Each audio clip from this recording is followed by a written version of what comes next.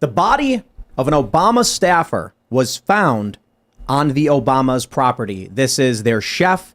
It is presumed to be an accident, but this story is big. And of course, the conspiracy theories are already coming out. But, we don't need to entertain the actual conspiracies, but we can talk about them at the very least. And just generally give you the news on the story because it actually is really, really big. People are wondering what happened, how it happened, and why his chef was presumably paddleboarding in a pond near his estate. We got other really big news. This one's crazy. Twitter is gone. It is now X. There's still remnants of Twitter. The app is still called Twitter in many places, but on the actual website, on the browser version, the Twitter bird is gone. It's an X now, and they're slowly changing the title. Many of the employees are now saying X instead of Twitter. Elon Musk says they're no longer called tweets. They're called X, which just doesn't work. You can't speak it. So I don't know what his plan is there. But exciting stuff nonetheless. He's going to be transforming Twitter into the Everything app, which has horrifying implications, if you ask me, considering the AI that they're going to be integrating. I do think there's a lot of good that can come from this. I do generally like what Elon Musk does, but it's going to get interesting. And then we got a whole bunch more news. New evidence implicating Joe Biden being on phone calls, according to testimony from Devin Archer, with Hunter and Hunter's associates. So, okay. And then we've got a story coming out about a man who has, I guess, super COVID. They're calling it MERS. And some people believe this could be what leads to another lockdown. Who knows? An election is coming up. So we will get into all of that. But my friends, before we do, head over to castbrew.com. Buy our coffee. Join the Cast Brew Coffee Club. You'll get 3 bags every single month, or you can just choose these different varieties. We have Rise with Roberto Jr. It's a light roast breakfast blend. Appalachian Nights, a dark roast, Colombian, and French roast. And they are all available in ground or whole bean. Just click them and then make your selection. And I got to tell you, my mom says that Appalachian Nights is the best. And that means a lot. So you should buy it. But if you want to support us, we're sponsoring ourselves. When you buy Cast Brew Coffee, not only are you supporting everything we do, because this is, it's our product, but you're helping us. We are launching physical coffee shops. Most of you know this already. And hopefully in a few months, we will have our first location open, but we'll see. And then from there, we want to create physical spaces people can hang out and interact. And that's the next step in winning a culture war. But don't forget also, become a member at timcast.com by clicking join us. We will have a members only uncensored show at 10 p.m. tonight after we wrap up the live public portion of the show. We do a live uncensored where you, the guests, actually call in and talk to us and our guest. You, the viewers, can call in and talk to us. Just become a member at the $25 per month level. You can submit your questions, or if you've been a member at any level for at least 6 months, you can submit your questions and potentially be one of our callers. So smash that like button, subscribe to this channel, share the show with your friends. I'm back! Joining us tonight to talk about this and so much more is Dave Landau. Hey, how are you, sir? I'm really great, actually. Good. All patched up. That's what I heard. You went down to Mexico. I went down to Tijuana. And they fixed up your hip? Yeah. They just took one kidney? Yeah, only one. Which is good. It's a fair trade. I ended up getting spared the surgery. This is fantastic. Shout out to the Cellular Performance Institute. Y'all may have heard of them on Joe Rogan. Eddie Bravo was talking about it. And I went down there because if I did not, I would have only just got my MRI a couple days ago. I'd still be waiting for the follow-up consultation. Insane. I go down there on day one, x-rays, blood work, MRI. And the long story short of it is I did not need to get surgery, which is a huge relief. That's awesome. Yeah. I have a physical in June of 2026, so I'm excited about it. It takes forever. Dude, and seriously, they're like 4 months from now. Every time I call them, like, why is it? All right, great. I hope this isn't cancer, what I found. I'm in an Uber, and the Mexican guy is just like, Americans are always coming down here for medical care. And I'm like, unsurprising. It's crazy, right? That's why they tell you that they just behead you at the border. They just try to tell you that. They're like, the second you get here, cartel, you're dead. It's actually the opposite. What I'm told is the cartels protect you.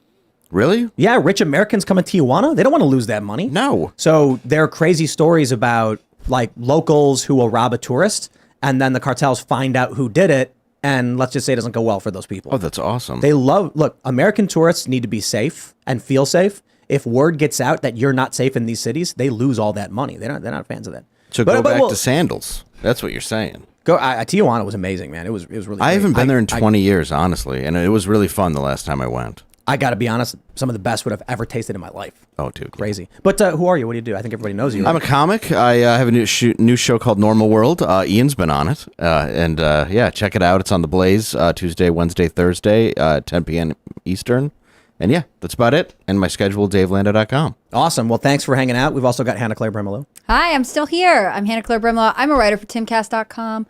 I'm so happy to be here with all of you. And I'm here with Ian. Thank you, Hannah Claire. Yes, Dave, you mentioned Normal World. We did the first episode I was on with you guys. Yes. Drugtopia. You starred in Drugtopia, one of the finest shorts ever made. Here's to many more, my friend. That was gorgeous to work on. Dude, you were great in it. You were Robert Downey Jr. in that. It was fantastic. This last week, I've been on a physical transformation, working out. I cut all this weight to do the first scene of this music video we're working on. I've gained like 5 or 6 pounds now, and it has been emotional. I don't know about you guys if you've ever done workout, and like the way that I think because I'm an actor, or have been, that I'm emotional. I kind of work off how I feel about things, and it's really damaging to my friendships and my relationships if I don't have it under control. So this has been like a new learning experience for me, man. Watch out. I'm like a rampaging bull right now.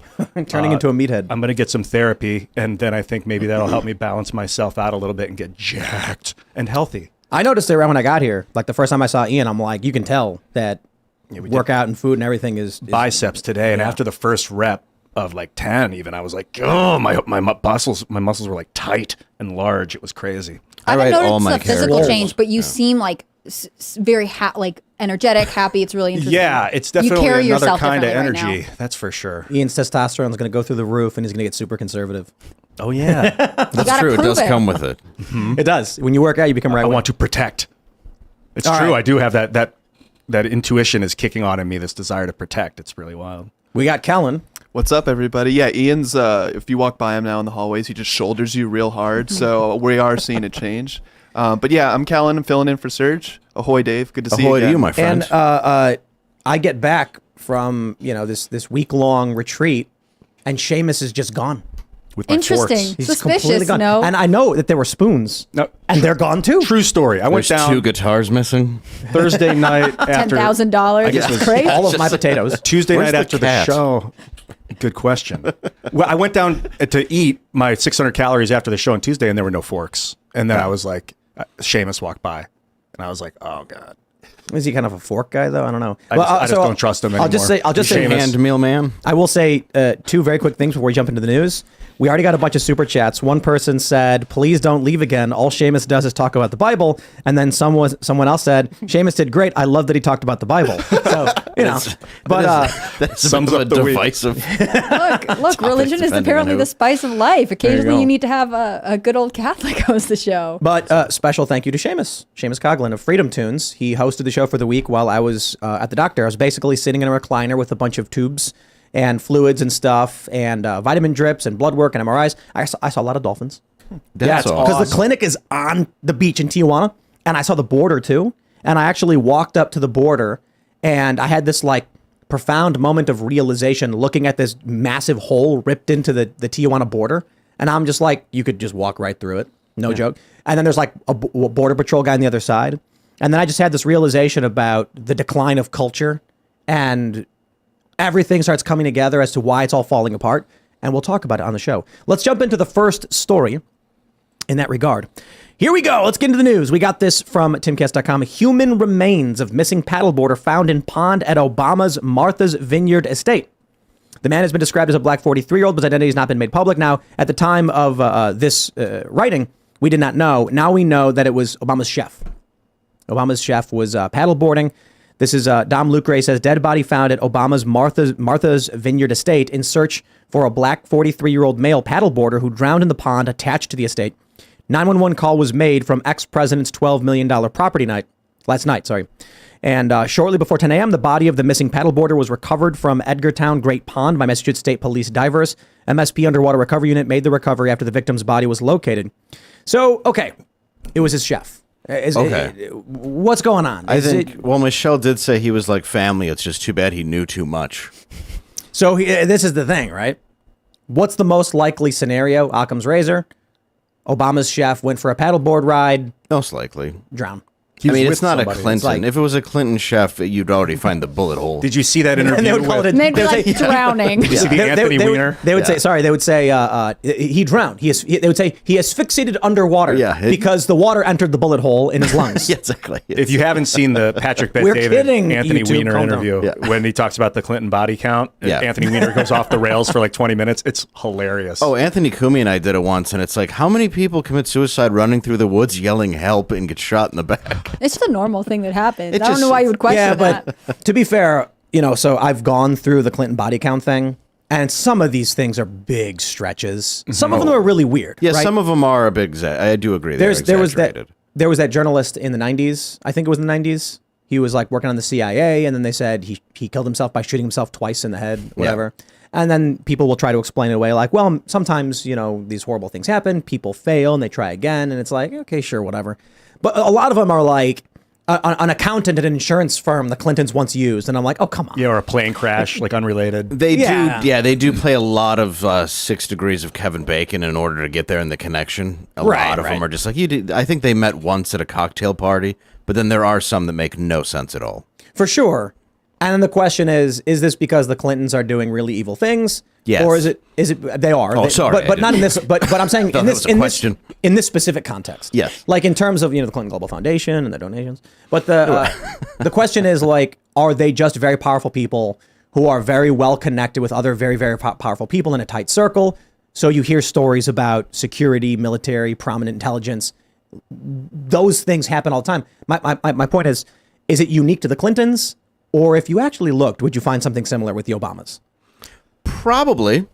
And that is not to say that the Obamas did anything wrong or the Clintons harmed anyone. I'm saying when you're in these powerful positions of wealth and prestige and international relations, I mean, come on, like Outside the United espionage States. and Yeah, like if we're not in this like lovable rainbow and butterfly democracy that we happen to live in right now, power struggles and people's lives, like I don't think life expectancy is very high in the center of power in like communist dictatorships or anything. People offing their friends, their coworkers. No. I am going to pull up this one YouTube clip and just say, because Is it from their ring cam? it's from It's not from their kitchen cam? it's from a Marvel movie. Are you sure? Yeah. We should have said ring cam.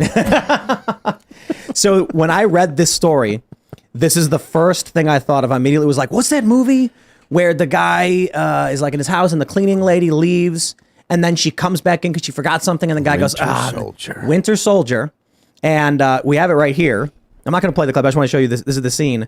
So what's his name? Alexander Pierce. He's talking with the Winter Soldier, who's like this former Soviet, assassin. Yeah, the other Obama chef. That's right. The cleaning lady leaves, and then she like forgets her phone, and Yeah. she walks back in, and then Pierce is sitting there, and he goes, "Oh, Renata, I wish you would have knocked," and then he just shoots her. Yeah. And so it's like that's the first thing I thought of. Like, why would the chef be paddleboarding at the Obama's house? It's like I understand you're a chef, but like we have people who come and clean the office. They don't hang out in our backyard and go skating. And like if you found them in our, deer blind or whatever, it'd be weird. It's like a level Yeah. of comfort you're not expecting. I will say there are some private chefs, especially with these like more remote private estates, that'll come spend the week there and they have a place that they stay and maybe he just had like the Probably afternoon lives off. there is my guess. Yeah. Yeah, but it is weird. But we have seen the rapids of a pond. yeah. There's another person allegedly with him. Is that confirmed or denied? I don't Also, know. were the Obamas there at the time? That's kind of what I want to know. I wonder how big the pond is. Well, also, it's hot. There's a heat wave. Could have been drinking. Or like if you just fell off and hit your head and like That does then- happen. You know what I mean? Like Someone called 911, apparently. They called it in, so someone knew he was under the water. Who was it? So is this, I mean, maybe he was drowning and they're like, help, help. That's very possible. yeah. I feel like there'd be more that we would know. I just hope everyone's okay. Yeah. I hope everyone's okay. It does But seem they're not. like we're not now getting that I all the think about it. details, right? Yeah, it feels like something's being hidden, and I Well- think it's always because it's an ex-president. Or And I think former it's weird that president. we haven't gotten because we haven't gotten the Obamas were not there at the time. That makes me assume they were on the estate, which like might explain why their personal chef was there, but also I don't know. I feel like there's something off. The post millennial has this. They say in the past, Campbell is his name, wrote the words "still can't swim" in a hashtag on Instagram. So then why was he paddleboarding? On 8 feet of water? Huh. Is that That's what it was? I risky. mean, ponds are not very big. It's a foot and a half What off. is, what is a pond? They're muddy at find the out. bottom, so if he hit the bottom, his feet might have got tangled That's up. true. It's like quicksand. Or like I'm in saying, Mario. like if he like lost balance and there's one rock there and he hits his head and then it's that he's unconscious and then he drowned. Like that sounds awful, but the reality is occasionally these things happen. And No, they there's do. No foul play. So what defines what a pond is? It says the technical distinction between a pond and a lake has not been universally standardized. Blah blah blah. Some regions of the U.S. define pond as a body of water with a surface area of less than 10 acres. You know what? I can just pull up satellite images of Martha's Vineyard. Yeah. That's a good point. Like if I was there with the dude and he fell off his paddleboard, I would immediately go in the water after the guy. Yeah. At be a least we were swimmer, both though. blazingly hammered or something. Like, Do if we he was- know? Yeah. Or like you go in and Even he's if still I- unconscious when you get him out, you still have to call 911. I feel like in my drinking days, I would have gone in for sure. Like that wouldn't have prevented it at all. Maybe I would it have. was that a may not dare. have helped at I would all. have been more heroic. I would have been like, I got this, guys. I'm a with swimmer. one arm. Yeah, easier. and then someone would have came in and got us both. So I only have a But- general idea of where the Obama's house is. It's Martha's Vineyard, but I Yeah, don't know but where. there is an area that's called a pond. I don't want to pull it up because I don't want to. Everybody knows where his house is. You can Right. Google it, but I'm just, But there is a pond. It's pretty big. It's pretty big. I don't know how deep it is, but it looks like decently large enough to go paddleboard on, and so I don't know. I suppose everybody there's gonna be a lot of people who would prefer it to be some kind of deeper conspiracy, but the sad reality is Probably not. some dude who couldn't swim probably just fell off his paddleboard. I was probably had a couple. Yeah, good. You're saying point. he was found at a depth of 8 feet and about 100 feet from the edge of the shore of the Acres and Great Yeah, Pond. that's not good. So that seems He not probably didn't get out good. very far and realized paddleboard sucks. He was like, I'm going to go back. Slipped. Tafari Campbell. He was a sous chef at the White House during the Obama administration and stayed on with the family when they moved to a private life. So I guess the question, did he live with them? Probably if he stayed with him for that long. Yeah. He's probably lived at the house. And I think that's not crazy depending on like how No. big and how wealthy you are. Like housekeepers sometimes live in like wealthy people's houses. Yeah, Like, mine go. does. 8 feet. Oh yeah. That's crazy. Could you imagine, being I have one of their bodies. just 2 feet of water above you, and you're like, there is air, and you can't get to it? No, Yeah, that's- especially like how tall is this guy, right? Like if he's over 6 feet, that's just 2 feet. Like Yeah, for me, Oh, no, I'd that be really like, freaks me it's out. pretty far. But for him, that's a distance. You know what I don't understand? I don't understand distance. not being able to swim. Well, I understand some people can't. I'm just saying you grew up with a pool or access to one. that's how he got his name. sometimes. I mean, you're It's actually Tim a Pool. misnomer, That's right. yeah. You know That how to could be swim. This guy. But was we born didn't swim ever. I mean, Did you get what I don't swimming get is how to lessons when just you were- No, go like never. this though to get up to the surface. Like I feel like dogs do that. You I got to guess- learn to cup your fingers. That's the biggest part. Yeah. If you know, keep So them what I was told when I was go little, sideways. when I was younger, because I asked how do people not know how to swim? It's because they panic Yeah. and they just start hitting the water instead of actually. Yeah, it's hilarious. aspirate. Well, there was that actress. Is it Naya Rivera? She was in Glee, and she drowned 1 or 2 years ago at this point. And part of the story was like, it's not that drownings happen so often there, but she was getting her son out of the water, and they think just in that circumstance, it's not that she couldn't swim, but like the panic of trying to get her child out and whatever was happening. Oh, increased that's like that. right. Remember yeah, that story? wasn't that in like the ocean or something? I think it was Yeah. in California on a lake, Yeah, but I maybe could it was be like slightly okay. wrong. I know it was in Cali. Yeah. I think that's one of the weird things about drowning. People feel like hopefully some part of your brain kicks in and says get to the surface. But if you're really panicked, you can become kind of irrational. Well, it's not. So my understanding is that I had a friend with who drowning, drowned recently in a pool though, and he You- grew up with a pool. I might have because hit his head. it's an involuntary reaction. When you begin drowning, like that's what happens is the water goes in your mouth, you try to breathe, and then people's hands go straight out, and they just panic. I shouldn't say panic. It's the wrong. That's not what I'm trying to say. It's like an involuntary reaction, and people don't realize they're drowning because they're not freaking out and Yeah. splashing like crazy. They're just sitting there at the water level. I and they think can't what it breathe. is God created a water world and a land world, and we're invading it. Yeah, we kept the salt water inside of us. Yeah, like we shouldn't be in there messing around with their habitat. You don't see whales walking around. Like we take them and bring them here. Could You're you imagine Shouldn't if be. dolphins built land ships and were just driving around? Yeah, just like looking at us, you're anti-water sports. watching you through a hole in the fence. I think about that a lot. We're like amoeba that have created this like sealant around our salt water. We just carry it around with Yeah. us. It's freaking wild. Right, it is. Yeah, so I think we should just stay out of there. It's our fault. What have we done? Are we amphibious? Yeah, we've brought it upon ourselves. I think So you think technically we back. you don't think it's Obama? You think this man who drowned knew too much about the water? He saw Yeah, something there. He they shouldn't saw see. him and they were like, "What are you The doing?" mer man?" people in the pond were like, "Get it, get it." They were like, "Look, It's probably we've made it beavers or clear. something. Yeah, you don't know what's living in there." The Naga. You don't know what he took from the White House. Like you could take one thing, and he took like a monster that lives in ponds, "Yeah." And Let's- it was let's- like, let's- no more. like Let's, an aqua lady. Let's jump on to the next Did I really. go too far in this man's death? I'm sorry. Let's jump on to the next very big story. We have this from Timcast.com. Twitter rebrands as X. There it is, ladies and gentlemen. Elon Musk says, not sure what subtle clues gave it away, but I like the letter X, and that's the new logo. I really like how he tweeted, hey, we're going to, choose a logo if someone tweets it or something, but then just put up the logo he already had planned anyway. Love it. He and his newly... Well, you get paid for engagement now, so he needs to keep that coming. He's getting himself... This is his plan to make money. He's like, I'm going to get myself paid. He says, and soon we shall bid adieu to the Twitter brand and gradually all the birds like this but X. So here we go. This has always been the plan. He's been tweeting about this for a long time. It's official. I like that. We've already got... Like a gang sign he's throwing up. Yeah, Twitter X. That might actually be a gang sign, so you should be careful because, It's true. Yeah. No, this is blood. But you don't really see him anymore because the cartels took over L.A. But what do we call tweeting now? And he said it was called an X. The more you know. Xing?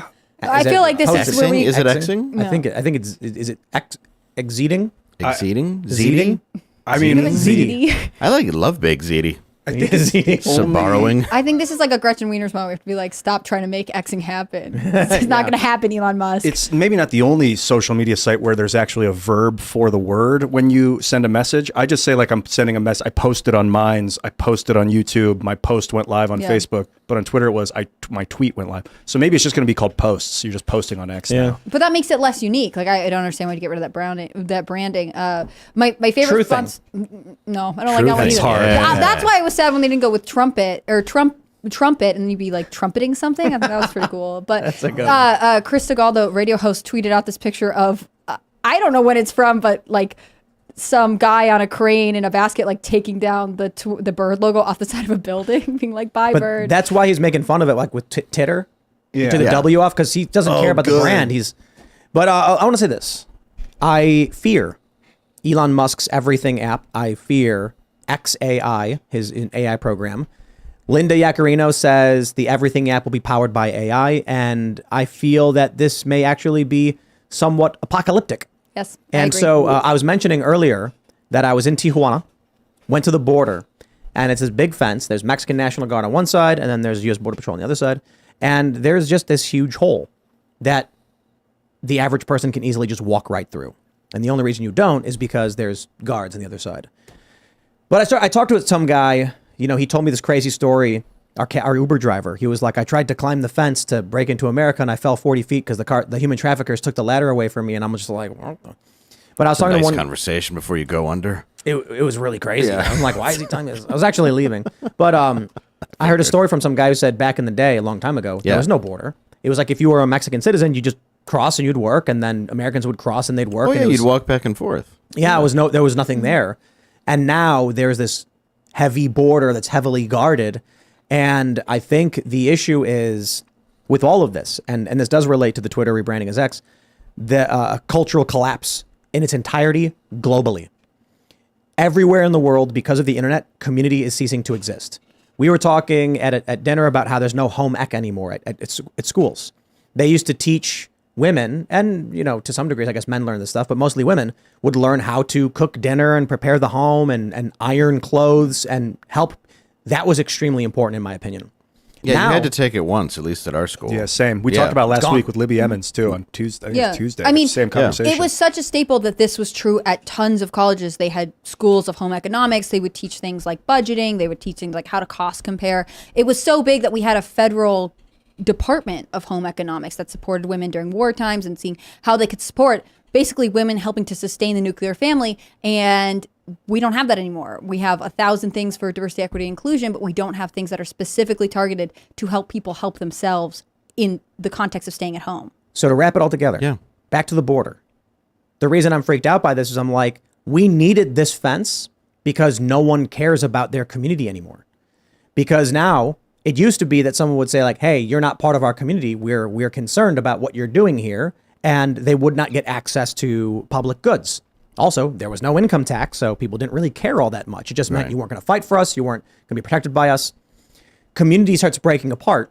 So we have to build walls. We have to create laws. Why do we need a law that says you can't do a certain thing? Example, abortion. Ron Paul says it shouldn't be illegal. It should be unthinkable. How did it become thinkable to the point where we need decree by leadership to tell people what they can or can't do instead of our people of the United States just agreeing like, hey, we shouldn't be doing this thing? It's simple. Culture is fragmenting and breaking down, which brings it all back to Twitter. It used to be that you lived next to your neighbors, you went to church, you talked to your neighbors, you all agreed on things, you learned from each other, and you shared particular views based on where you live. Then the internet came around, big cities started fragmenting, and now there's a dude who lives in New York on top of another dude, and they've never even met, even though they've lived literally next to each other for 10 years. People don't talk to their neighbors at all anymore. Exactly. I actually talk to mine, and it's nice, but there's some on my block I haven't talked to because they're just completely antisocial. But it's because of the internet. Of course it is. So- I knew everybody on my block before the internet. Everybody. Now think about this. AOC is not representative of the average Democrat or average American. She is fringe leftist. She's becoming more shill establishment. She gets elected because she goes online, and typically, if you were like a fringe leftist weirdo, you'd go outside and wave your weird leftist flag, and everyone would be like, shun, shun. And you'd be like, okay, this is not working. Now those people go online, and every person in every different part of the country forms a community of 10,000, and they share resources, and they organize, and they gain power in this way. I mean, same can be said for even this show. We gain power from everyone from all over the world, all over the country, coming together and watching and supporting us. This allows fringe ideas to become prominent. Now think about what it's going to be like with AI controlling what you see and hear. It's already in that, we're already there. But now it's going to be, no matter what your crackpot insane view is, the AI will pander to you and affirm your fringe belief system. It's also like beyond the internet, because that's a really good point. The internet is the beginning of the fracturing of the local community. It's the cell phone. You've brought this up a few times. It really clicked with me a couple weeks ago. This thing, it used to be that you'd be on the internet when you sat down at your computer. You were there for an hour or whatever. Then you got up and walked away, and you were not online ever for the rest of the day. Everybody around you is who you were with. Now these stupid things, when you're trying to talk to someone and they're on their fucking phone, it's the most like disheartening experience if you have a friend and like they're just not available because I they're call in it the dinner machine. with my family. Yeah, so That's crazy. Well, it is. I mean, have you ever looked at your phone sometimes and you've had a busy day doing stuff that you've had to do, and you look and you go 9 hours, and you just realize that's what you've been doing for more than a work day is staring at a screen? That's all I do. So what's going to happen it's is horrific. You're talking about how it could even the AI is going to start moving people. Like if you have a brain implant or a phone or like some sort of sensor in your augmented glasses, and someone tells you something, and the machine's like, they're lying. That's the AI making you think something about that person. Like they're going to have behavioral monitoring devices and stuff that people can tap into. Is this person a psychopath? Well, It'll be like psychopath how do we- alert. Behavioral experimentation, right? We see this with the Twitter algorithm, or not just Twitter, but any of the social media algorithms. You know, you'll get people who say, "Oh yeah, we changed one small thing and we saw this reaction, so then we changed this way." Like they are already collecting all data. I can only imagine what AI is going to decide it wants to do. I don't trust AI. I don't like it at all. No. I recognize that there are some reasons why we're curious about it, but I think ultimately, just like Tim, like the idea that we'd have this super app, like name one other place that has that? China? I mean, that's the idea, right? Is China has the one app that controls everything. That's what everybody sees all day, is the only one thing that monitors everyone. I mean, that's the idea, is the government watches everybody on one specific app. Is that what this is?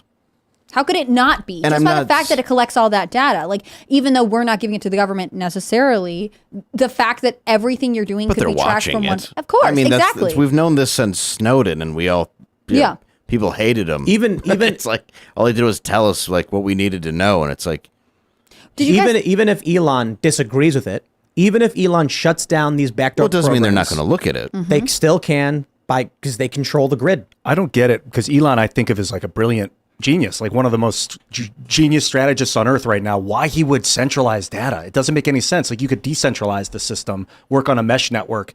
Maybe that's your goal overall, but why do you got to centralize everything first? It's such a vulnerability point. I'll tell you what I think.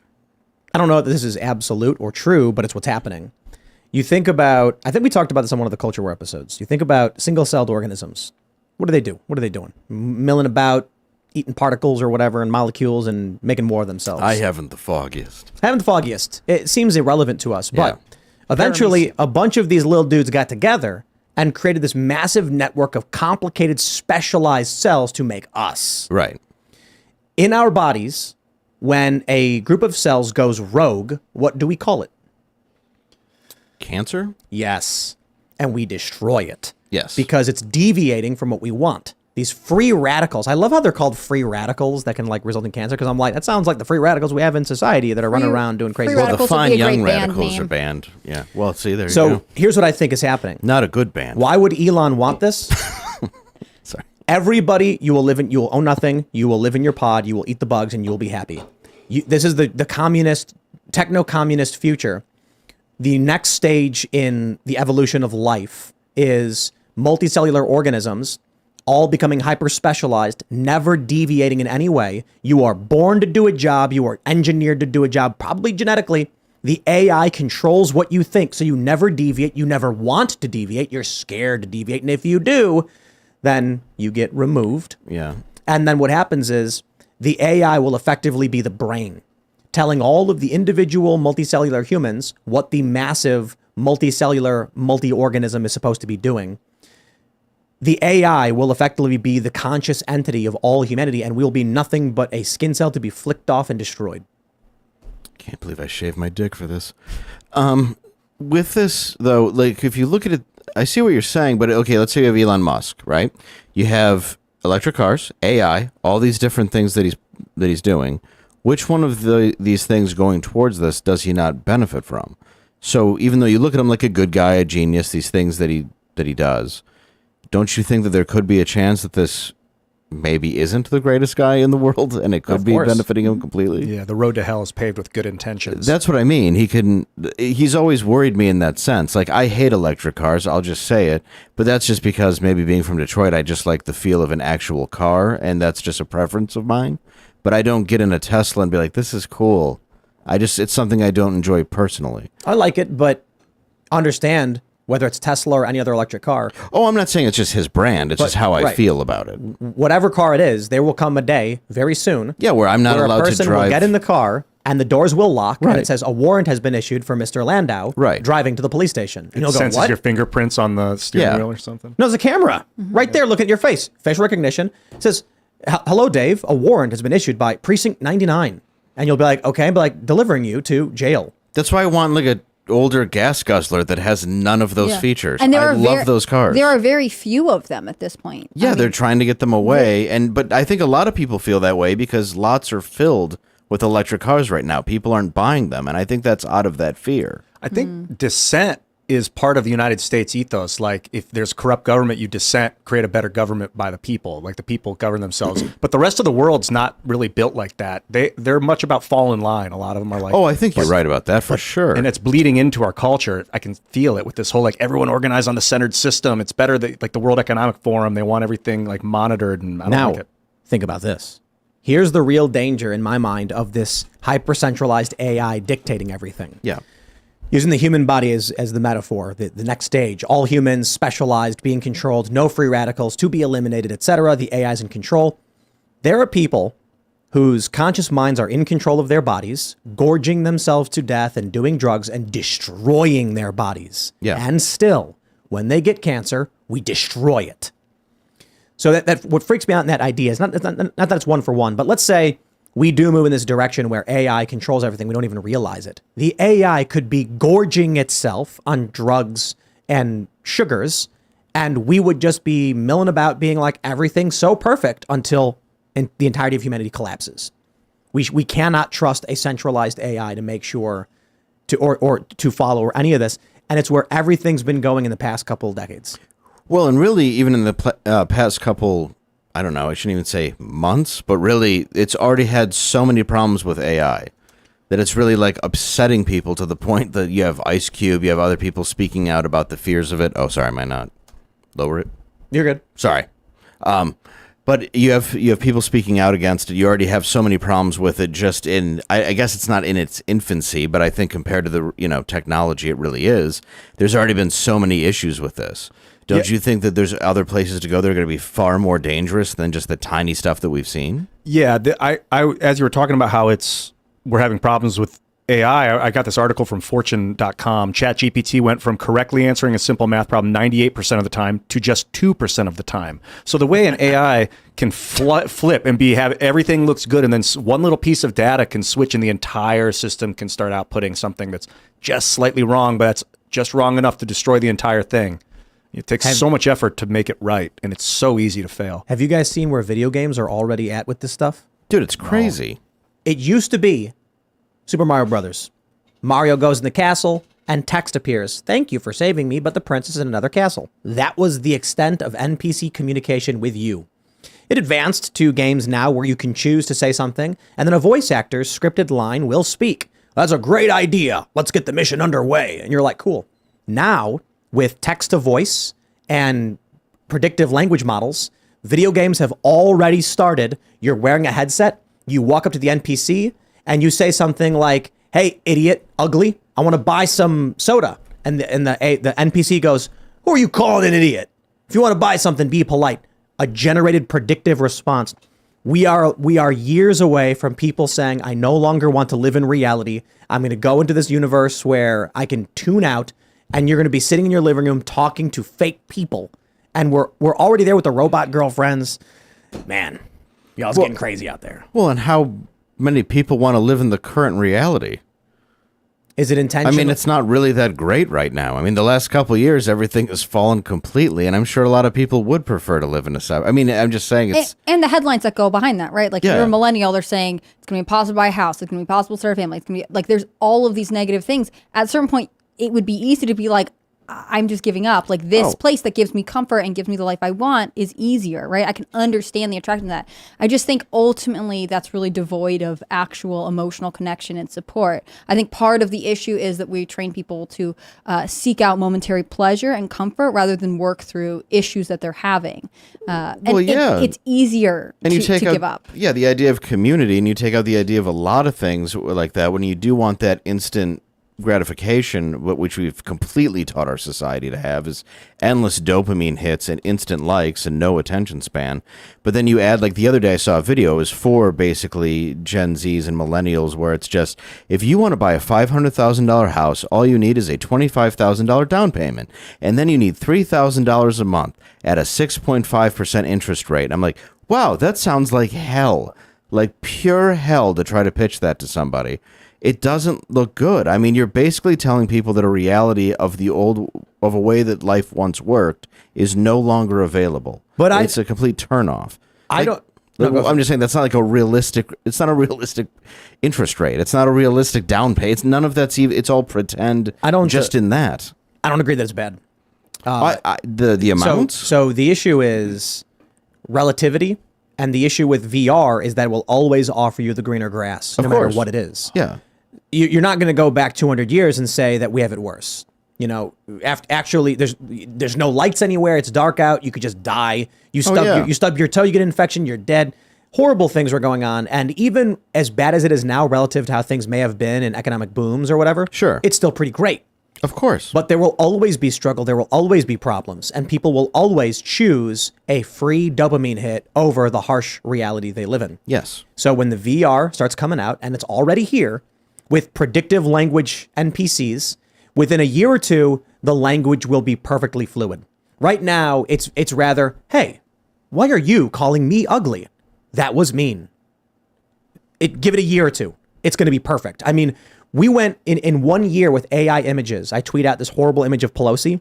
1 year later, you have photorealistic images being made by Midjourney and getting better every day. Dude, I would picture like you play the video game with the guy, Elder Scrolls 7 or whatever, and he's talking to you and you're like, then you're dreaming and you're thinking about that one NPC. You're like, that guy's really cool, man. And then there's an app where you can actually call that NPC on the phone when you're not playing the game and bond with them and talk to him. And then the next time you're in the game, they could make it so that generative conversation was involved or not involved. Oh, dude. No, I don't like that at all. But the only social skills you have now, though, is that. And imagine the people who are going to retreat to significant others. There's going to be, we're a year out from this at most. People sitting in their living room wearing a headset, playing a video game, and talking to a computer program and saying, I love you so much. And the computer program just goes like, I love you too. I really wish I could be there with you. And then how long until we download those AIs into machines? And here's the thing. How long is it until it's just porn and nobody leaves their house ever? That's exactly, but more than for porn. real, like not even kidding. But emotional and physical porn at the same time. That's what I And mean. when you're the like, hero and you get to have sex with the woman. It's going to be crazy. Yeah, realistic. I mean, and then it goes farther than that because obviously we've taken something that, and I guess too, what I mean by nostalgia isn't even 200 years. If you look to when we were young and the amount of nostalgia that just we have in our generations is insane because of how fast technology moved. Yeah. You know, so what we see is crazy. Like the amount of technology we have seen it's not like it's ever been this way for a group in history. We remember pre-internet and the way that things were and the way that things are now.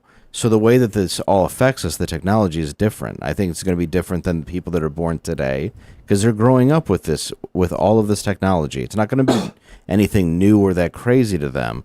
But going from playing, like you said, getting a Nintendo when I was a kid to seeing all of this, it makes very little sense to me. Let's jump to this next story and talk about how we might get there. We got this one from NDTV. I see this story popping up all over the place. Man tests positive for MERS coronavirus in Abu Dhabi, says World Health Organization. A 28-year-old man has tested positive for a potentially fatal Middle Eastern respiratory syndrome coronavirus. Now, here's the thing. MERS has been around for a while, right? They say, what is it? It's been recorded in 27 countries since 2012. Over the time, 2,605 cases and 936 associated deaths have been reported. Here's what I want to say about this. A lot of people are suggesting this could be the catalyst for another lockdown as elections are looming. I don't think so. MERS has been around before. It doesn't spread like COVID did. COVID was novel, but they're calling it MERS-CoV. That's the freaky thing. That's what I'm seeing a bunch of these stories do, because now they're associating MERS with COVID. Yeah. That could be a political catalyst for giving the government power to do whatever they want. I think I saw there was a 25% death. It kills like 30% of the people it infects. 36%. So that's nothing like COVID. That's something where like you get it, you either survive it or you die. And it's not really that. I don't know how transmissible it is. 1 in 3. Sorry, Dave, were you about to say something? No. It just sounds like they added 3 letters to MERS.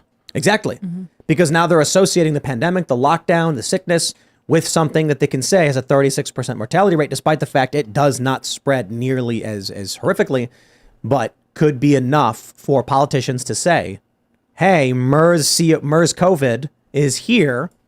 We need lockdowns. We need mail-in voting. The mortality rate is 36%. Oh boy, here we go again. Yeah, I do feel like they feel like COVID has worn out. You know, they've been saying for a while they had all the variants, and at a certain point they were like, it seems like people aren't going to stay at home no matter what. And now we have the malaria outbreaks, which malaria can be really serious, but it is interesting that it almost at times, if I'm cynical, feels like they're just trying to test out what will scare you enough to go home. Oh, I think they are though. I mean, and with this, I don't think you can have another COVID lockdown because everybody's just going to go, yeah, no, I'm not going to do that at all. I don't know if I agree with that. Do you think they will? Some people maybe, but I don't. I don't think the majority would. They're still calling for it. You still have prominent liberal personas on Peter Twitter Hotez saying, didn't he just put out? We put it out just recently, like we got a lockdown again. I'll quote him. Yeah, he said something like that. Yeah, he's the worst. Professor Peter Hotez, But MD, to be fair, PhD. he's terrible. Yeah, Didn't he write a book called "Vaccines Didn't Give My Daughter's Autism I Did from Junk Food" by Is that Peter what he said? Hotez? He was like gleefully telling Joe Rogan that he feeds his autistic daughter junk food. Yeah. Like, that's like in blame. It's insane. That guy he's just worthless. But wasn't he just saying recently something about like I'm looking at his Twitter. I can't find it. Yeah, But the let's thing not. that I It was the saw post Barbie. In this post Barbie world, let's not forget. I'm nervous about COVID. Oh, I'm yeah, like, he was because everyone's saying- going to the movies. So he was like, "Oh, but no one's masking anymore. No one's doing tests anymore." I think that was the tweet, right? Yeah, it was something like that. The movies are so popular, we have to worry about another rise in COVID, basically. Which is also like a typical, like, don't go have fun. I'm holier than you for noticed this. I'm protecting you all with my great ideas. You have anonymous sex apps, and we're worried about people going to the movies. It's absurd. Go to the movies. Bring a wipe if you want with you. But haven't we already proven that putting on a mask with dirty fingers isn't going to help you all that much? Oh my gosh. I don't know, especially like. Are we allowed to say that? Or are we You're thrown off of 100%. Yeah, if you're rebreathing like fecal matter in your mask, Or it's like, about as where do disgusting you as carry it your gets. mask? You put it in your bag or your coat pocket. Like, that thing's gross. Well, here's a tweet. Let me pull it. Dirty underwear. It's the same. Sorry. No. I just want to pull the tweet. Peter Hotez said, not to be a Debbie Downer, but anyone worried about a post-Barbie box office COVID bump or post-Oppie, we'll probably never know since no one seems to be keeping track of such things anymore. Keep up with your boosters and find a pink N95 or KN95 if you can. And he's just talking about the box office for these two movies. Now, I don't know if that really matters, but I do want to stress, this is my point. These people are still calling for these Right. things to happen again. Yo, there were a lot of places where people did not follow the protocols. I didn't. But there were a lot of places that did to an extreme degree. Absolutely. And there was enforcement of these things to ridiculous degrees. So I don't think it's an issue of whether people want or don't want something because they let it happen in the first place. And local cops and sheriff's department went and arrested cafe owners and salon owners. The cops will do as they're told. A lot of those things are hard once they get started. They're easier to stop from happening. Once it gets rolling, then you're like, especially as a cop, you're like, well, God, they already put it into place. Now I've got to kind of do my job and enforce the dumb rule that got put into place. But if you don't let them put the rule into place in the first place. But you also had, though, a lot of cops, though, that knew business owners that were like, you know what, you don't have to build your restaurant outside. It's fine. You have a speakeasy now. I mean, there were a lot of places in this country who didn't deal with it. You know, I mean, you can't, I guess legally you can't say that or have a statistic on it. Speakeasies existed in Prohibition. Of right? course. And there were cops who would look the other way and things like that. But I'm not saying it was the majority, unfortunately. You are right. I think what happens is the fragmentation of community and the family, and partly due to the internet. What do they do in New Jersey with Attila's gym? They brought the local cops didn't do what the city wanted. So they got cops from a different suburban town to come in and enforce the law. Here's the crazy thing about all that. Why would any community accept external police coming into their community to enforce rules their community does not agree with? Is the crazy thing, but is the proof to what I'm talking about. Yep. Irrational fear. They had to bring in state troopers into New York because a lot of NYPD guys didn't want to enforce these rules, like shut down bars and stuff. So they bring in a different agency. Now, I can understand the hierarchy of law enforcement. State police have different jurisdiction. Mm-hmm. They have more jurisdiction. But the idea that there are two cities, let's call it city, town, and town city, Cityville and the village of cities, town, whatever. And one city's like, we want to force everyone in their homes, but they're refusing and the cops won't enforce it. Let's bring in cops from a different town. Why would anyone in the community be like, we certainly respect this police department with no jurisdiction in our town? But they did. That's the point. Yes, they did. I guess my point is, how do we continue making a living in this country? How do we not keep everybody from going completely impoverished? How do we keep any brick and mortar business going, any restaurant running, anything really working that's not just a giant corporation where you work in a warehouse, wearing a mask all day, sweating to death? I mean, really, what's the end game? I mean, it does go at a lot of this X stuff we were talking about and going into that sort of bleak future, but why wouldn't we fight against that? I think that question is a good question for Peter Hotez and people like Peter Hotez that made tons of money and became super well known during the pandemic because of the pandemic. Like that guy has everything to gain from seeing another pandemic the way he made out during COVID. Of course. Without it, he becomes irrelevant. Yeah. Yep. Think about how many people are sitting there thinking, all these doctors, they're like, oh man, Fauci's not on TV anymore, right? Well, no. Once people found him to be a slight bit shady, they had to finally, kind of push him to the side. They put MSNBC didn't push him to the side for being shady. Well, no, they don't care. They held big umbrellas with his face on it and twirled around on, what was it, Jimmy Kimmel or something, or Colbert or whatever? Oh, yeah, the dancing needles. He where did get yeah. booted from TV because he was shady, because COVID's not relevant anymore, so they don't need him. People like that, they salivate at the idea of locking down again because it keeps them in the news and it gives them power. It's creepy. Of course, they love power. Yeah. That's what a large part of it is power. And that's the problem is if you're supposed to be somebody who's out there protecting the public and all you do is hurt people, why would anybody believe you anymore? I don't understand the logic. Now, I do agree people are dumb. Not even dumb. They're scared, and they are definitely going to believe things, and they're going to be gullible, and they're going to do anything to protect their families. But how much more evidence do you need that didn't work? I have a theory with Fauci. I think that he really believed he was helping people and he was being used by the pharmaceutical industry to sell pharma drugs for profit. And they're like, let's just find a guy that's obsessed with public health. Because I try to picture Fauci being in a back room being like, we're going to make so much money on this. But I just don't see it. And that's why people liked him, the amount of people that did, because he truly believed what he was saying. Like, they're going to help you. You're going to get the thing. It's going to be great. You're going to be fine. Wear 2 masks. And everyone's like, he believes it, so I believe him. Isn't he the highest paid government employee, though? He was. He was. He was making tons of money. He has the biggest pension, or maybe not anymore. But to me, it's hard to believe that this guy isn't aware of money, especially when he signed up to do a documentary with Disney. I mean, like, Yeah, when he's there like, is hey, I made AIDS worse and I Right. throw like a girl. there is a desire to have attention and be famous there. I think the desire to be compensated and paid is part of that. Yeah, it's almost irrelevant to muse about what his intentions were. I don't know. Yeah, we'll never know. But he did make a lot of money, I would imagine, during Unless the he pandemic. comes on the show. And he became that would be awesome. Well, and they were pumping out that documentary while they're like, the human trafficking one, just keep that one shelved. Yeah, but don't let's talk about make that sure one. everybody finds out about how great Fauci is. Just recently? Yeah. Oh, I didn't see it. What's it called? The Sound of Freedom. Oh, I was talking about the Fauci doc. Oh, no, there was the one on Disney Plus. Oh. Yeah, Yeah, they shelved Sound of Freedom, and now it's a sleeper hit. Yep. Makes 125 million so far. Yeah. Thank I figured you. you knew about Number- that. I number don't know three. why That you answered your QAnon question movie? like I don't an know what you idiot. guys are talking about. And now what the smear from the left is, these outlets, is that no one's actually seeing the movie. That in reality, they're just paying for tickets, but no one actually is seeing it. Well, you can pay it that's forward. Such a lie. They're so desperate. That's like a terrible argument. You can literally buy tickets from scanning at the end of the movie, and people are buying them. So let's say they're not, then people are still buying those tickets. I bought $1,000 worth of them just to give them away with Yeah. their pay it forward thing. Which I thought is- that was a cool I initiative. bought a ton of tickets. Why? Let's- It wouldn't matter one way or the other. It's still profiting for the movie. Let's talk about this. We got the story from The Guardian. Let's pull this up. Sound of Freedom passed the $100 million mark. Who's really watching the movie? They say the QAnon-adjacent film, co-opted by the right wing, has a pay-it-forward scheme resulting in sold-out shows but empty theaters. That is a lie. It's a flat-out lie. Their evidence is that they went to a local theater. Check out the weasel language they use here. According to Fandango, all but 28 seats had been sold for the 3 p.m. screening of Sound of Freedom. As the lights dimmed, however, The Guardian counted 45 vacant seats dotted around the half-empty theater. Full stop.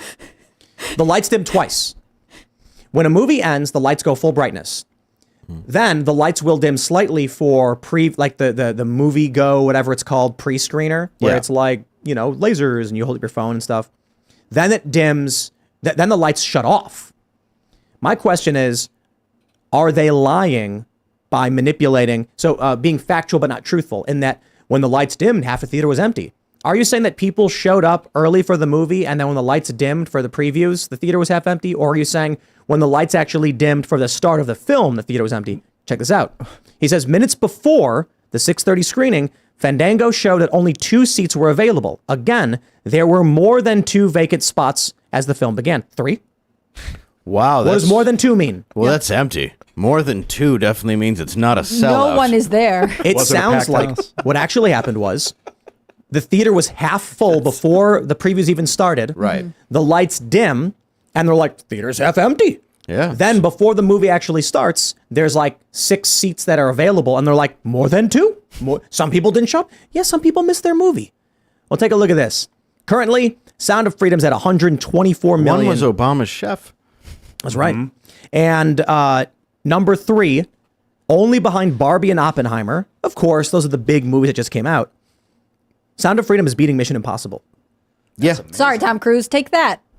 Beating Mission Impossible. The Flash is considered the biggest it may be the biggest box office bomb in history. Wow. Did it just come out? It's odd when you take somebody who kidnaps women and tortures them, and then you're like, you can still be the Flash. Oh, Ezra. yeah. What's that guy's? Oh, Ezra Miller. Look, yeah. they made back like 260 of their 400 million. So they were like, we can't cancel this film. I'll take 50 cents on the dollar, but I'm not taking 0. Yeah. I really like Michael Shannon, too. I feel bad that he's got to take a hit on that one. Yeah. Who is he in the movie? I guess he's the bad guy. I don't know who he plays, but I wonder how many of the people involved with The Flash are making money off of it. Like when 240 million comes in of your 400, does the production house eat it? And they're like, sorry, BlackRock, ESG, we'll pay it forward. Yeah. We'll donate to some kids in Rwanda or something. I also feel that with superhero movies, it's like, it's fine. We'll just make it all back with every other superhero movie we make this year. Yeah. Don't worry about I it. assume it's not like per movie. There's an ultimate, bottom line. And even that, it's like, yeah, we lost a couple $100 million, but we still made back a few $100 million. So it's not like the end of the world for these studios. Okay. No, I mean, I think it's about Netflix right now. Netflix had a bunch of like house-related flipping shows that are all Netflix originals. Like that, they're like you're looking at these things, and you're like, how much is the budget per episode here? But it's because ultimately Netflix is trying to decide which style of show people are going to watch, which they'll renew. They're able to throw up a ton of losses if they can ultimately decide it's worth it as a business investment because they are making money off of other things. Yeah. Did you know there was a movie called Ruby Gillman Teenage Kraken that came out? No. I'm just like looking at the box office. I'm like, I Oh, wait, this did. is the one where there's like Yes, a I mermaid did. who's Yeah. mean. it was like a I month and a did. half ago, I guess. Right. That one yeah. must be doing very badly. at the box Terrifier, office. The Blackening, The Boogeyman. The Blackening I wanted to see. What is it? It's like a horror movie, but it's by the people that did Get Out. oh no, not Get Out, but yeah, I see what you did. I don't know. I don't know what anything you about did. movies. No, they did a parody too of another it is like parodies of black movies. But this one is they all go to a camp or go to a house in the woods. So it is like all black people in a house in the woods horror movie. The tagline is "We can't all die first." Exactly. Yeah. That's awesome. Yeah. So I Well, do want to see that one actually. the big news is Meet the Blacks We're is the people. It's we're nearly related. 20 days on, nearly about 3 weeks on. Sound of Freedom on Saturday hit $7.5 million. Beating, on Friday they beat Mission Impossible by 200K, about 140K. They lost Sunday by about 400K, but then almost $700,000 Sound of Freedom beats Mission Impossible on Sunday. The crazy thing is, Sound of Freedom has consistently been hitting millions every day. Saturday, July 15th, $10 million. Friday, $7 million. This is amazing. So here's what I want to say about The Guardian. They're trying to make it seem like suspicious sales. The theaters are empty, but they're claiming they saw it. And I'm like, There were 2 seats with people that weren't even in them. if you think you're going to go to Hollywood studios and say, don't support these movies, people are willing to pay to see it and not actually even go to the theater. The studio's going to be like, wait, hold on. People are giving money in exchange for nothing? They're just like literally giving their money away? Can we make more of these? It's even Why would a studio say no to that? yeah, or a movie house because it's Well- less upkeep on the house to have to clean after Exactly. the Yeah. showing. People have to be like, they're morality tales, and the guy at the studio is like, "Oh, I work for the devil. Yeah. Is there a way to do this There's where?" a slight con for me Where here. we're evil? yeah. I can't make these at all. It's kind of in our contract. I love how their smear is this movie was so important that people are paying for tickets but not actually going, as if that's going to like discredit it in any way. Yeah. It's the most it's a capitalist dream. You mean I can bake the cake and keep it? And you're going to pay me money anyway? Just Yeah. that's amazing. And then And you know this semi-feminist Barbie movie is not able to say the same thing. Like, our movie's so culturally important, please buy tickets for other people. People you may not even know. Like, where is the Barbie go buy tickets for other people campaign? It doesn't exist because that movie obviously doesn't tell a story that people want to hear or feel a moral imperative to share with other people. That's what's one of the things that's so unique about Sound of Freedom. You just can't replicate that everywhere. Well, no, and it's very important for people to see. I mean, I have a son. Right after I saw it, he was yelling. He was wearing bright yellow for the next 3 days because it's haunting. I mean, it really is a terrible story, and it's very real. I think it's odd that it's taken this long for people to kind of open their eyes in this way to human trafficking, because it's everywhere and it's been everywhere in plain sight for a very, very long time. But at least it's finally out there, and people are getting to be a little bit more aware of it. But it's important, and it's important that these tickets are available for people, because a lot of it is just for people who can't afford to go to the movies. That's why people are buying them. So Yeah, you can it's just a go movie out that and see matters. it. Yeah, it matters. And that's not Barbie. It's like you've made 800 Barbies now for everybody, where you have like handicapped wheelchair Barbie, you have spina bifida Barbie, you have all these things, but then you make the movie and it's just hot ass Barbie. He's not joking, ladies and gentlemen. No, I'm serious. Why didn't Lizzo play Barbie? I was shocked she didn't. But Dave, But like, feminism. no, like for real though. No, I They were figured like- they would. That's why everyone tried claiming Margot Robbie was unattractive. Because the reality was It's a lie. That's a Oh, lie. I know. on She's its face. conventional Hollywood attractive. Yeah, like sorry. what? She's like the conventional Hollywood beautiful actress. Yes. But they have to say that because then people are going to come, oh, why wouldn't Barbie? It's a feminist film. Why didn't they cast Lizzo? Or a trans woman? Yeah, that's true. That's why I don't even look at the cover of Sports Illustrated, because I don't know anymore. Yeah. Well, the reality is their ideology is it's nonsense. It You- is. Here's the funny thing. Remember the movie Bros? You know that one? Yeah, I know that. Oh, Billy Eichner's- the gay comedy one. Yeah. Okay. No, it bombed miserably. It Nobody. was like one of the worst. Yeah. Bombs. Yeah. And he's at this show and he's walking through the aisle being like, everybody, please go see this movie. You have to. Nobody wanted to pay a dime for it. Especially gay men. But I mean, look, maybe they did want to see it. I don't know. I'm just saying. At least the ones I knew were like, no. But if you're talking to 3% or like 0.1% of the population, your market cap is going to be 1% of typical box office market cap. If you make a movie that's like called All Men Are Dumb, don't expect men to go see it. If you make a movie about a gay relationship, don't expect straight people to go see it. Well, They didn't. Here's the thing. Sound of Freedom is the inverse of that. People on the right, post-liberals, people who care about this issue, they want the movie so badly, they're willing to pay extra for other people to go see it. Yeah, it's like information. Like you're actually going to learn some information. It is it's a drama about a real life story, but you're still learning like about real life things. So it's like a documentary. and sadly, you're getting clips of the real life events. Yeah, literally. Yeah. And that's horrifying, but when you see it, you realize how, How fast it can happen. Yep. And how, little people can do about it.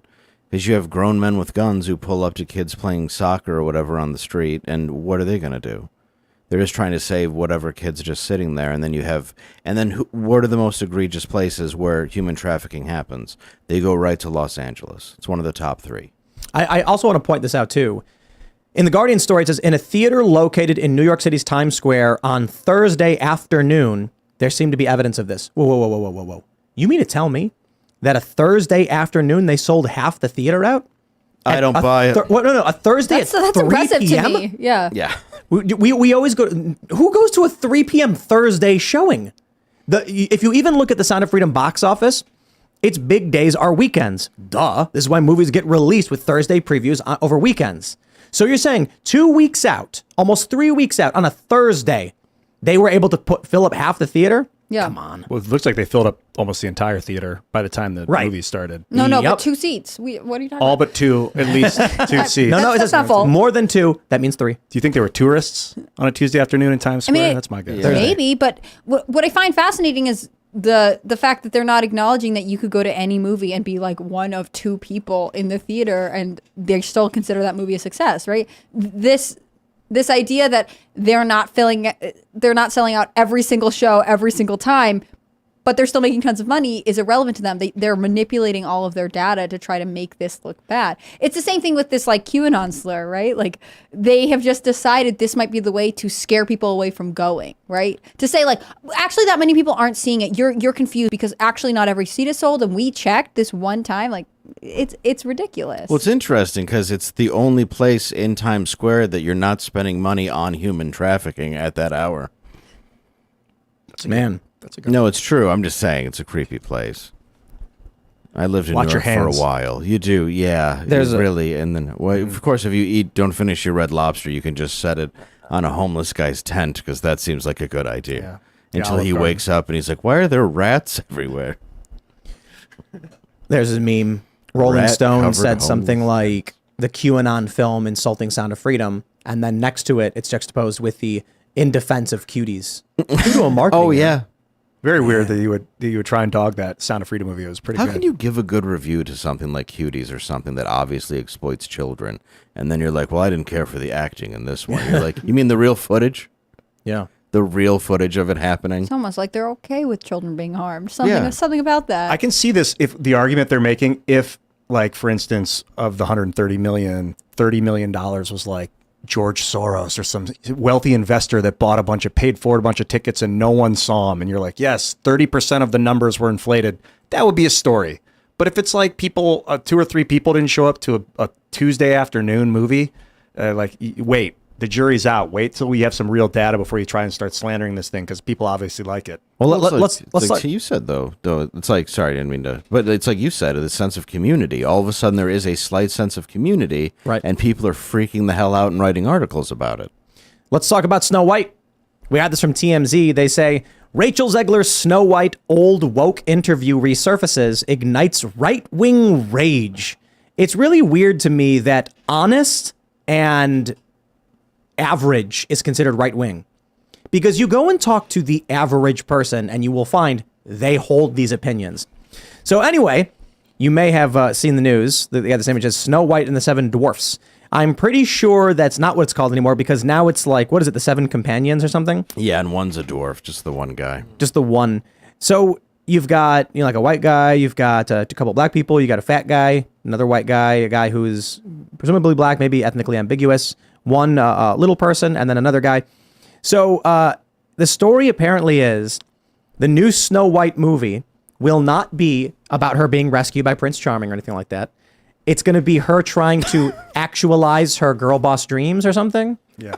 Boo. We should watch the interview. It's just really, That's the worst. it's terrifying. 2 minutes. Here we You go. said you were bringing a modern edge to it on stage. What do you mean by that? I just mean that it's no longer 1937, and we absolutely wrote a Snow White that is not going to be yeah. saved by the prince. She's not going to be saved by the prince, and she's not going to be dreaming about true love. She's dreaming about becoming the leader she knows she can be, and the leader that her late father told her that she could be if she was fearless, fair, brave, and true. So And patriarchy. so it's just a really incredible story for, I think, young people everywhere to see. It's not Snow White. Snow White is running for president. So you're a Hispanic I'm cleaning launching lady? my campaign. I am. Fearless, fair, brave, and true. Like, So- it's like Make a new package. Was it? Yes, Snow White was like cleaning Yeah, for she was the a dwarves. cleaning, She was a for cleaning the, lady. for the house, yeah. So, but that's what she's saying they're not going to do. Oh, I thought she was still had that same role, but then she wants to be a boss. No, She no, wants no. to- This movie wants is to pay the not cleaning Snow White. lady. It's like there's no dwarfs. Dwarves? I don't know. There's one dwarf, but here's he's worthless. She never touches him. But here's what bothers me about it. Yo, the seven dwarves were not little people. They were fictional, Yeah, mystical creatures mythical. who mined gemstones in a mountain. Diamonds. They needed more diversity in All the right, that's mining it. crew, though. World of Warcraft, you done. You gotta get rid of the whole dwarf race. This idea is a stereotype that little people are mining. I don't know where it comes from, but it's gone. They look like gnomes too, like the World of Warcraft gnomes. Yeah, they I weren't like, them. they And this- weren't like They're dwarves. fictional, mystical characters. I mean, this happy, is ridiculous sneezy, on its dopey. face. Like they represented emotions. Seven They different lived types in a of house of the emotion. woods and mined So gemstones. Like, now, hold on there a minute. Do you think they're gonna give these names to these people? Dopey. Who's gonna be dopey? Who's The sleepy? one that's on heroin. Yeah. Sleepy is also on heroin. Yeah, they just merged into one of them's called. They're Bryce. all on Yeah, Grumpy Doc just is doesn't on have meth. heroin. Yeah, Doc is just he's the pill mill. This reminds me. Yeah, this reminds me more of Hook, the movie with Robin Williams and Dustin Hoffman. Yes. with a Peter Pan movie. And these look like the Lost Boys. Like they're just kind of regurgitating the Lost Boys. Yeah, one is Rufio, except he's just drugging her all the time. I'm sorry, dude. This movie's gonna bomb. It's gonna bomb because here's what's happening. Regular people, like I went outside. I was out touching grass. Actually, I was touching sand because I was in Tijuana. But I'm hanging out and talking to regular people about all the stuff, and they're like, "Don't know, don't care. This is weird." They just want regular stuff like we're used to. You can't have this rapid cultural shift in the span of 6-7 years. People are just weirded out by it. Now, terminally online people on the woke left will say things that make no sense and just agree with each other. Like, everyone brings up to me nonstop the clip with Lance from the Surfs when he said a woman should be able to get an abortion whenever she wants. It's her body. And then I asked him about meth. And he goes, well, she can't do that. Intentionally kills the baby. And then Dave Chappelle goes, gotcha, bitch. So someone made that edit. And that is a contradiction in the mind of an individual who doesn't have convictions or logic. He has tribal acceptance. He will say what he is supposed to say. And of course, this is why many leftists don't come on talk shows, because there's no logic to their ideas. They're saying things that they're supposed to say. Regular people don't live in that world. So when you bring woke Snow White, girl boss, and the seven companions, they're going to be like, I don't know. Are they going to do a Snow White with the prince? I want to see that. also, girls like talking about love. They think about it all the time, and relationship. It's the way they're hardwired. To pretend otherwise is stupid. It's disingenuous, also ridiculous. I saw this interesting thing on Twitter, and it said the reason women get offended by mansplaining is because men and women communicate with each other differently. Men talk to each other about things they know. Women talk to each other about their feelings, on average. So when a man starts talking to a woman, he starts talking about knowledge-based things, and the woman doesn't like it. Women talk about feelings. That's what they prefer more. And you better listen. So, but ultimately what it comes down to is how many people really, she's like, it's not 1937 anymore. She's going to be the leader she can be. Okay, well, here's an honest question. How many women genuinely want to be world leaders? A lot of them do, don't get me wrong. I'm not saying they don't. I'm saying I'm willing to bet if you polled the average woman, go to Times Square, and walk up to as many people as possible and say, would you want to rule the world? Men are probably 2-to-1 going to say yes. Women 2-to-1 going to say no. Someone on Twitter. I'm not saying it's absolute. A lot of women will say yes for sure. No, but a lot of these stories have to come from a place of knowing, and I guarantee you a man wrote the script or greenlit it or gave notes. Like there's an SNL sketch, not that they ever do very well with it, but there's one where it's like a house full of people and it's like one of the reality shows and there's lesbians. And the whole joke is the two women are laying in bed together and they're going like, I see you. I know, I see you too. I see you, and I see you. And it's hilarious because if a guy wrote that, it would be like, what, Doc Martens? They both work construction. Like, it would be this hacky, but it was actually really funny because it was written from a place of understanding who they actually were to make fun of it. Mm-hmm. So you have this thing that doesn't actually make sense to any guy, and you probably have these studio heads going like, yeah, she wants to be a boss lady. Like, we'll do it like that, right? That's what all women want. And you're not going to get anything that connects with an audience. So here's the issue. How many women want to see a movie about a woman being in charge, and how many men want to see a movie where the man is not needed and not usful? None. I'm sure some, right? Some market for it, but it's probably small. Well, yeah. Here's the question. Why are there so many? How come none? How come 95% of strip clubs are women? The girls that work there, you mean? The people that work there? Yeah, 95% of strip clubs are women stripping. I would say testosterone is probably the number one reason. How come it's not 50-50? Yeah, these feminists got to get on these male strip clubs. Girls don't want to go there. It's interesting. It's like they're not seeking out. Like the women and you know why? You know why? Fantasizing about impregnating I've other seen women. those bear movies, and those fat ants sure go to town. Women, on average, are not attracted to submissive men who are being controlled by someone else. Women. This is my opinion. I'm not making it up. I was reading studies on the disparity, and what they've found is women go to male strip clubs typically because it's funny. Women go to female strip clubs because it's funny. Men go to female strip clubs because they're horny. What they said was that women are not attracted to weak men who are being dominated by somebody else. Going into a big room where the man has to perform for a group of people who are hooting and hollering is not typically attractive to a woman.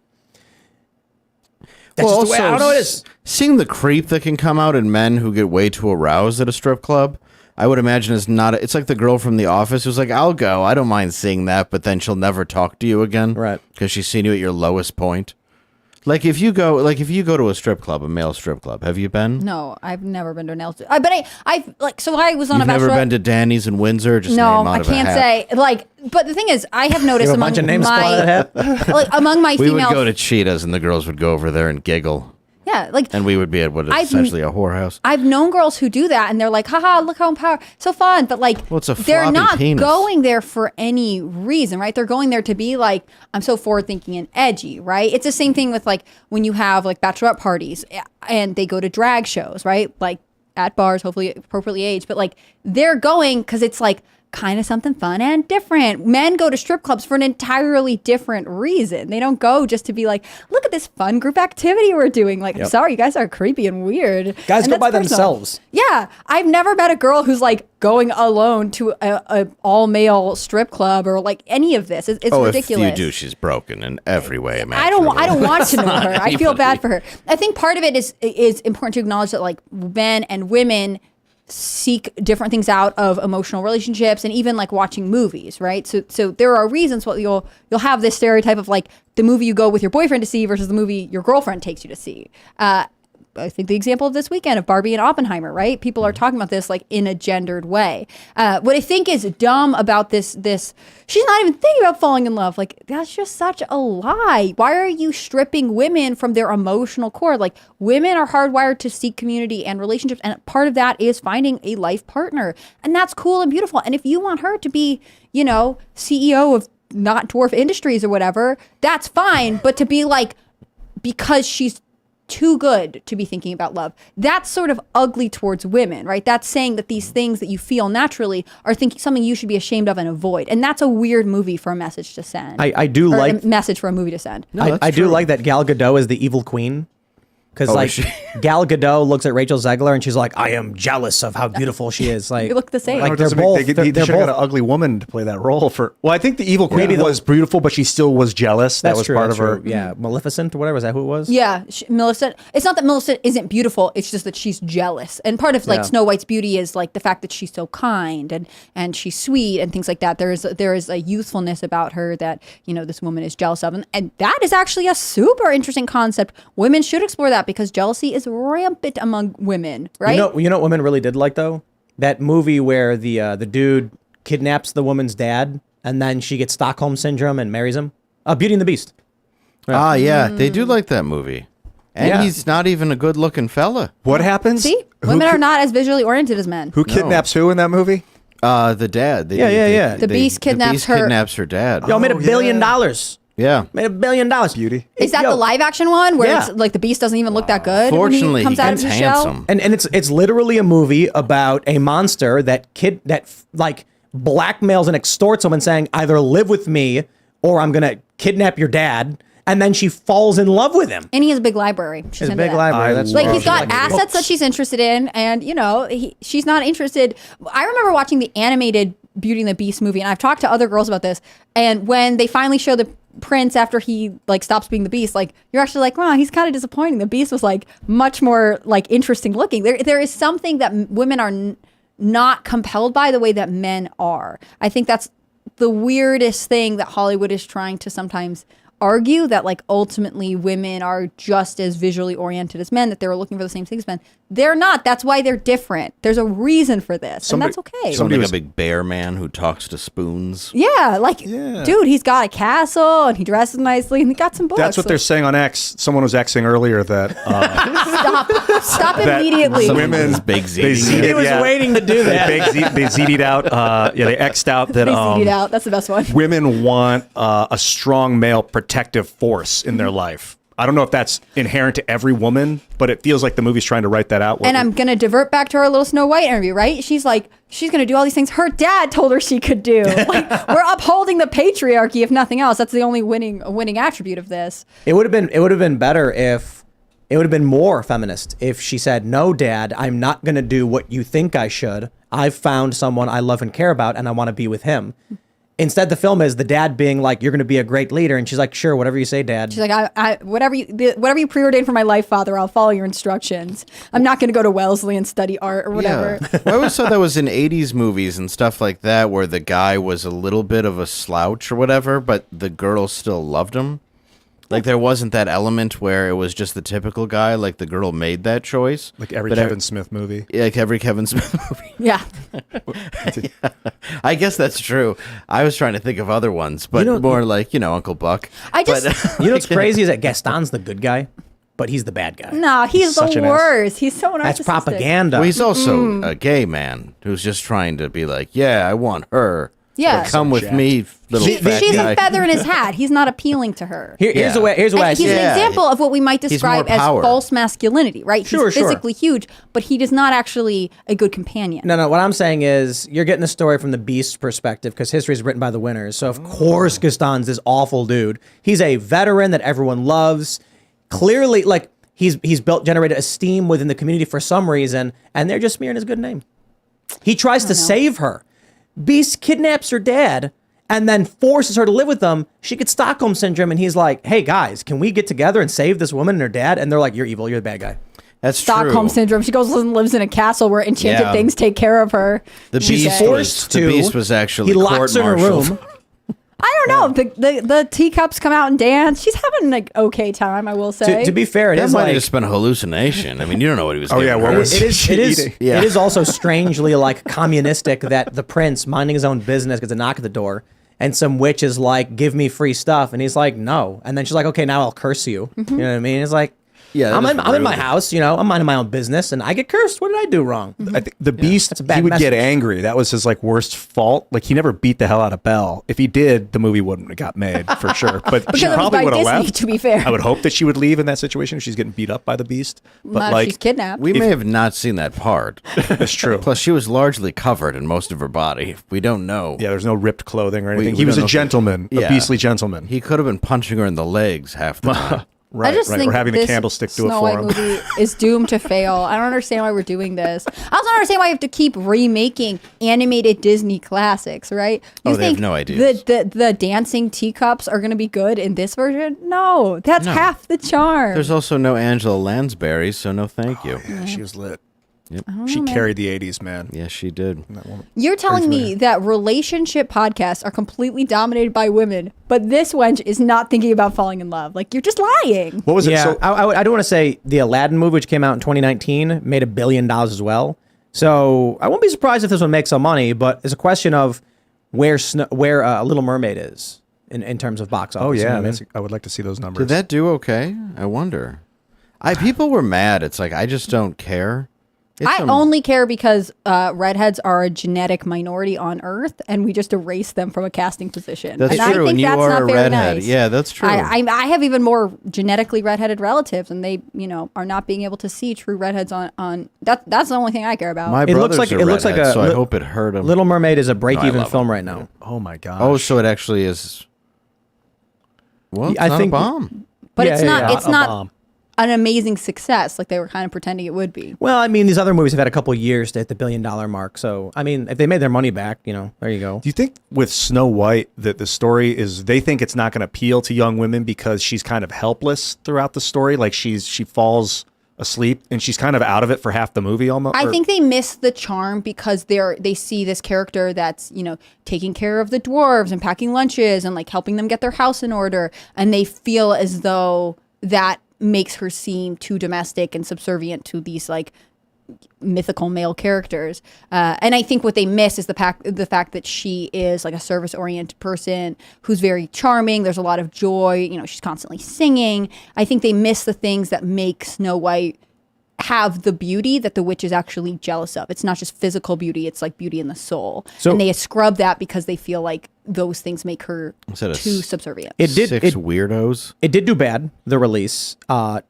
It is still one of the highest grossing Memorial Day opening weekends. Its projection was 120 to 125 million. It hit 118.8, so just shy of its target. However, outside the US, it did not do it that well. It fell short of expectations. So it still looks like, I'm assuming with a budget of around 200 and some odd million dollars, their marketing budget was probably around 200 million as well. So it looks like as of right now, they're slightly above break even. And we'll see. The thing is, movies are all built upon the previous movie, not the current movie. What I mean is, Pirates of the Caribbean 2 did well because Pirates of the Caribbean 1 was good. And, when the first Pirates movie came out, I did not see it in theaters. I saw it afterwards and was like, wow, that was awesome. Same, yeah. So when the second one came out, I was like, let's go. And then I was like, that movie sucked. Agreed. And this is where we're at. People might be saying, I want to go see Little Mermaid because I liked Aladdin and Beauty and the Beast. And now they may be walking out going like, huh?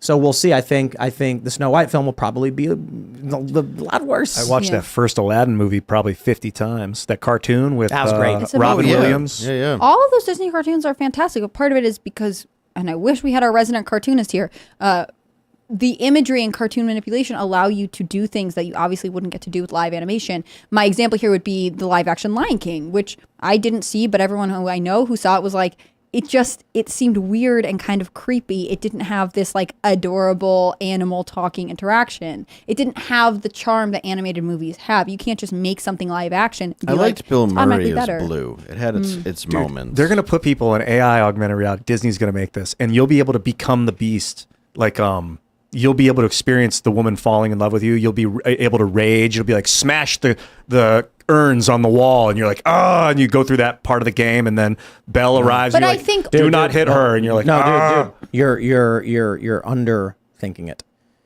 It's going to be predictive. It's going Murder. to full environmental destruction, totally open realities and worlds.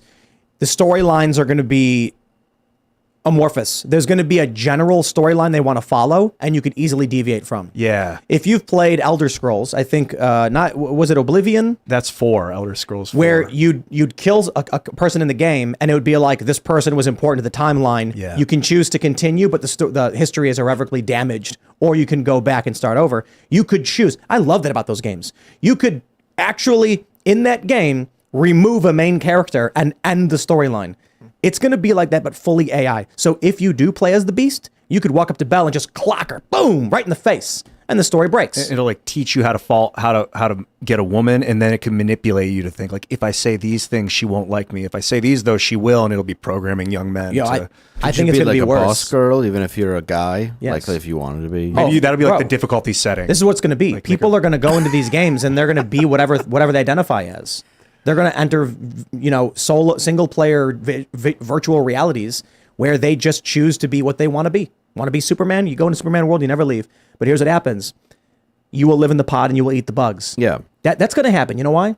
Because we right now are 1 foot in, 1 foot out of the traditional reality. yes.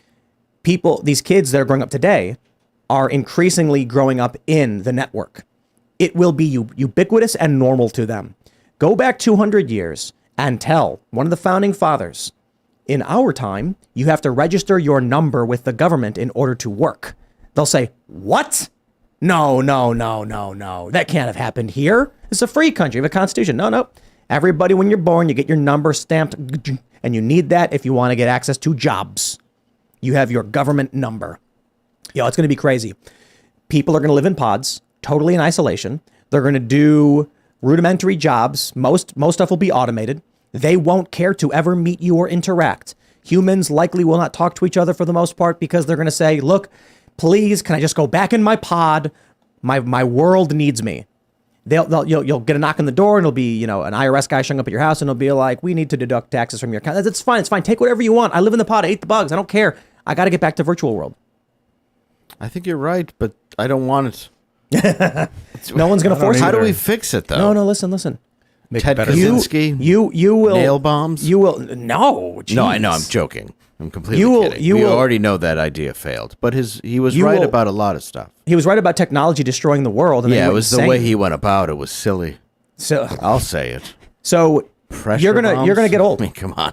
You're gonna get old. Right. You're gonna die. Well, And kids will grow up, and it will be normal, and they will just Thanks live for their lives. You got to make the world exciting. That's for sure. The world is exciting, but people don't I know, care. man. You got to get your the feet real world bare I think really you is have- exciting. Yes. I mean, maybe you can talk about this because you actually have a kid, but I feel like part of it is not plugging your kids in too early, right? Like letting your kids develop an imagination on their own That's to what have we did. something Yeah, to you have contrast it to. with. Because Yes. if you were just immediately trained to seek visual and simulation and like any sort of creative things comes from a screen, then how much of your brain have you cultivated to fill in the gaps when you are not plugged in? My kid likes to play baseball, drums, all kinds of stuff before he likes to go online. And he always, but yeah, I think Which means he'll like to do other stuff before he decides it's worth getting in the pod. Way rather go outside than do, and that's what I enjoy. Like I did show him movies earlier on because I love movies and cinema, older movies too. But yeah, the idea of just handing somebody a tablet and being like, "There you go, that'll raise you." I mean, I think that's a huge problem today. I really do.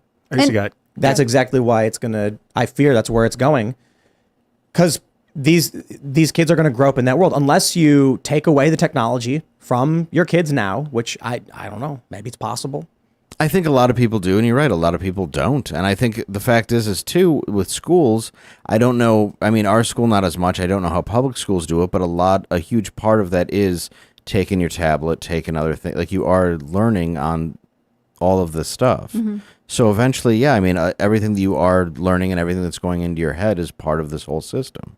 that's the value of it, is the data transmission. Like that you can learn information so quickly. You can learn where to hit the tree with the axe. You can learn how to sharpen the axe. You can learn where to get an axe. But I feel like part of it is training kids to read the first 10 sentences of something and move on to the next thing. Whereas like if you handed a kid a book and we're like, read these things and tell me what you learned, it's training the attention span to last longer and you're still getting a lot of information. Yeah, attention span's big. Shorts make me nervous. Internet shorts, like Yeah. Instagram, YouTube They shorts. really do. Like, I don't like putting that up. Like, I even like putting up like a whole cartoon I've made. You know what I mean? But people don't like it as much. But there's a value to seeing, like, watching them pour molten copper into dry ice. I'm like, okay, it only takes 30 seconds. Let's see what happens when the molten copper hits the dry ice. And it's just fascinating to watch. And like, if I could have saw that when I was 6, if I could have seen that when I was 6, would have helped me learn. But if you saw Absolutely. that and then had to read an explanation of like what actual chemical changes are happening, you would actually be better versed. Like you can say, oh, I saw this video and this is what happened. But if I asked you to explain why those things are happening and what are the theories behind them, you may not be as prepared to talk about it. Good idea. You see what I mean? Like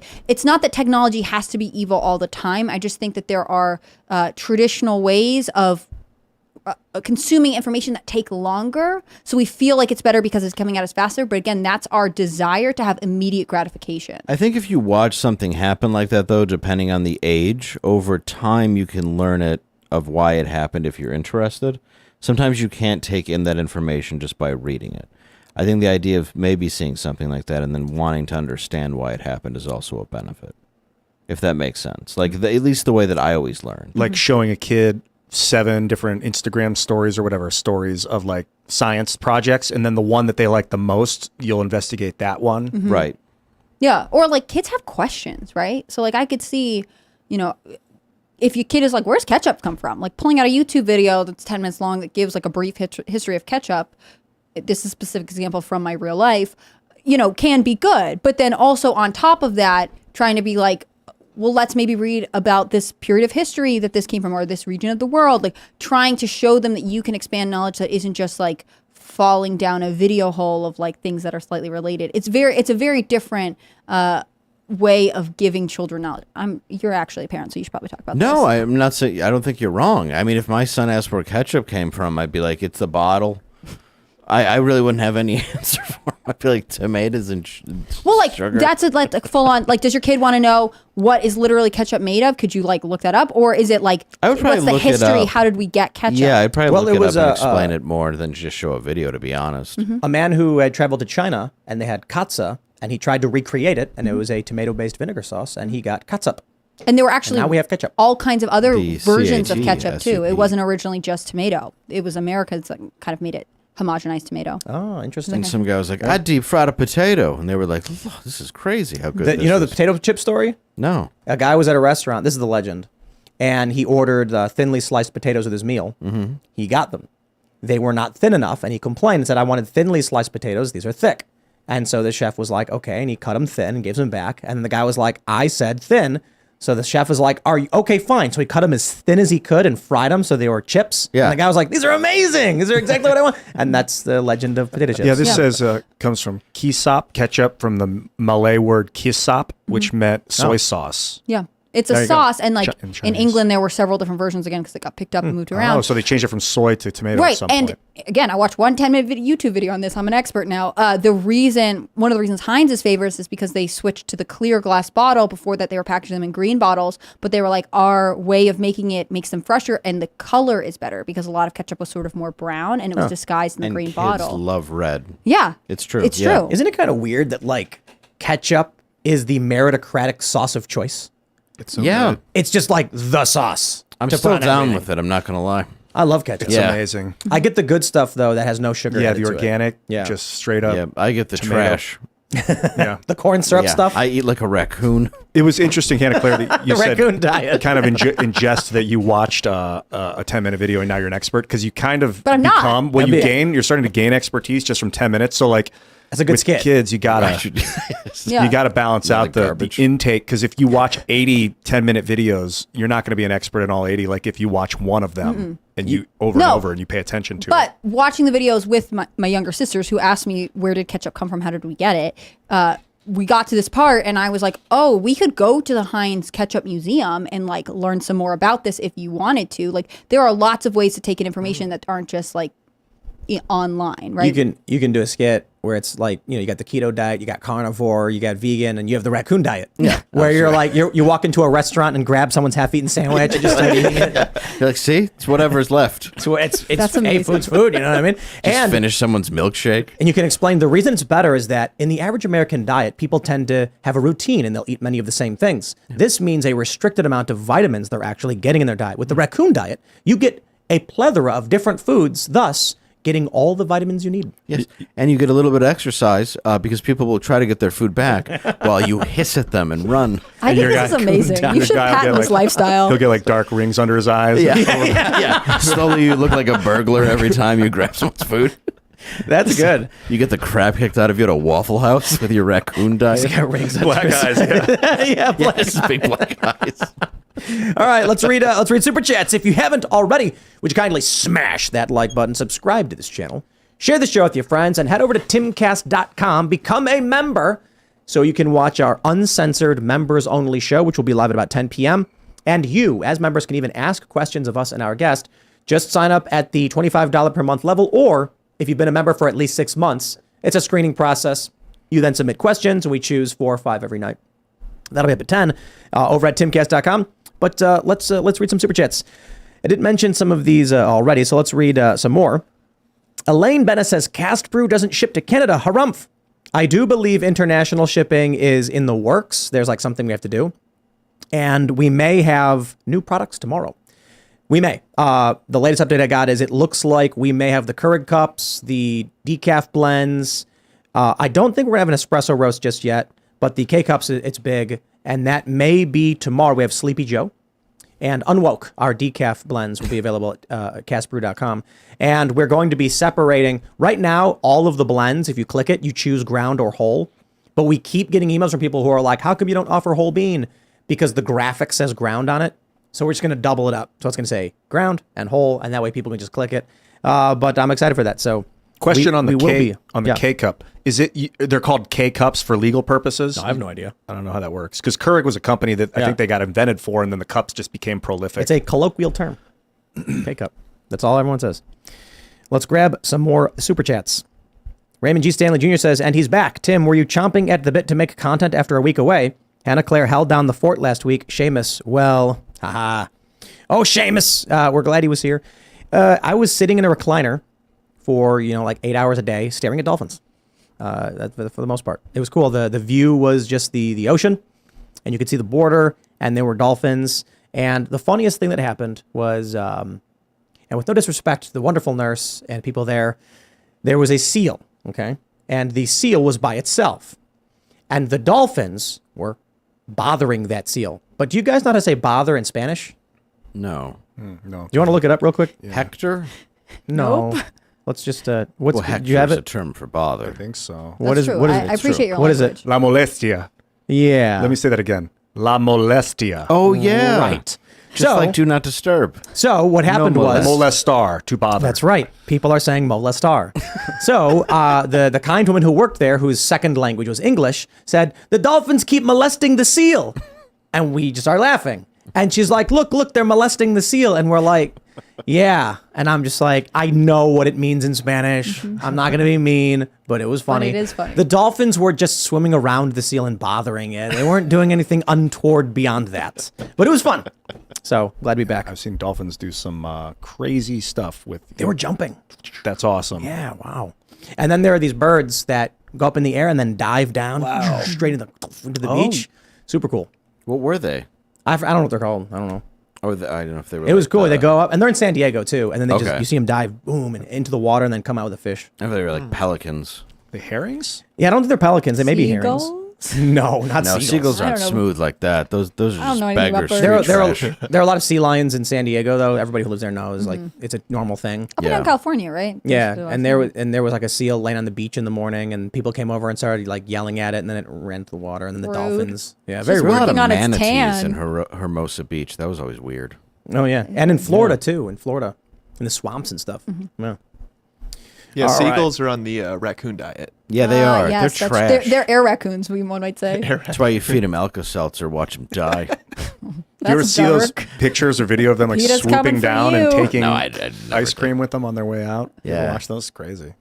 No, I would feed seagulls when I was a kid, but you can't. What would do you it feed now. them? Alka-Seltzer? Yeah, whatever you had with you. Okay, raccoon. All right, let's read some more.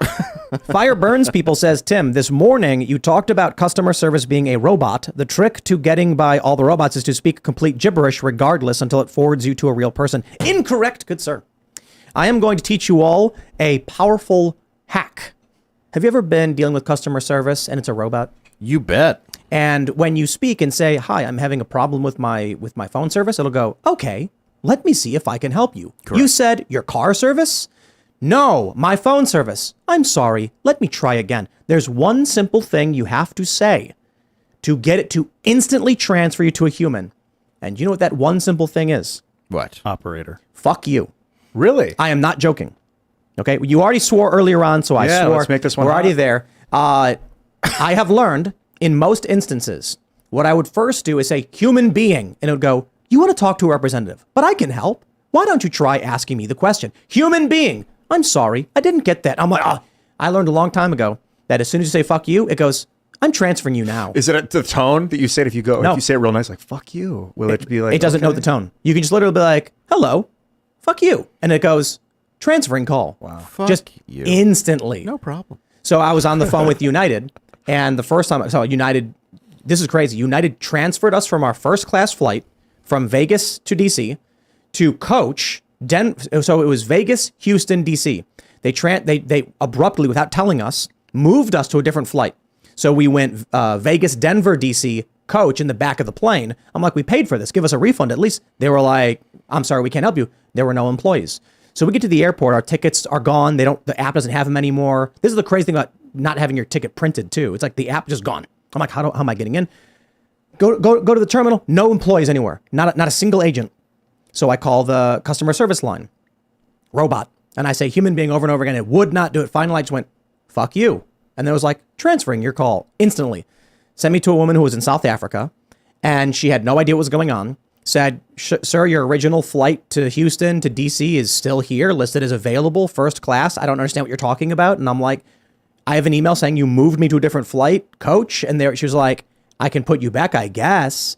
There was a delay, I guess, and because of the delay, they just moved us without asking us, even though the delay, there was still another flight we could have caught. Then finally, when an employee showed up, they snapped at us and yelled at us and said, I can't help you, go away. So I'm just like, this is crazy. The funniest thing that happened, though, you're going to love it. I'm standing at the counter waiting, and a woman looks at a guy and she goes, I'm sorry, sir. We'll get your bag on the plane, but the computers are down. And I just thought it was absolutely hilarious that there is an issue. A man has a bag in front of him.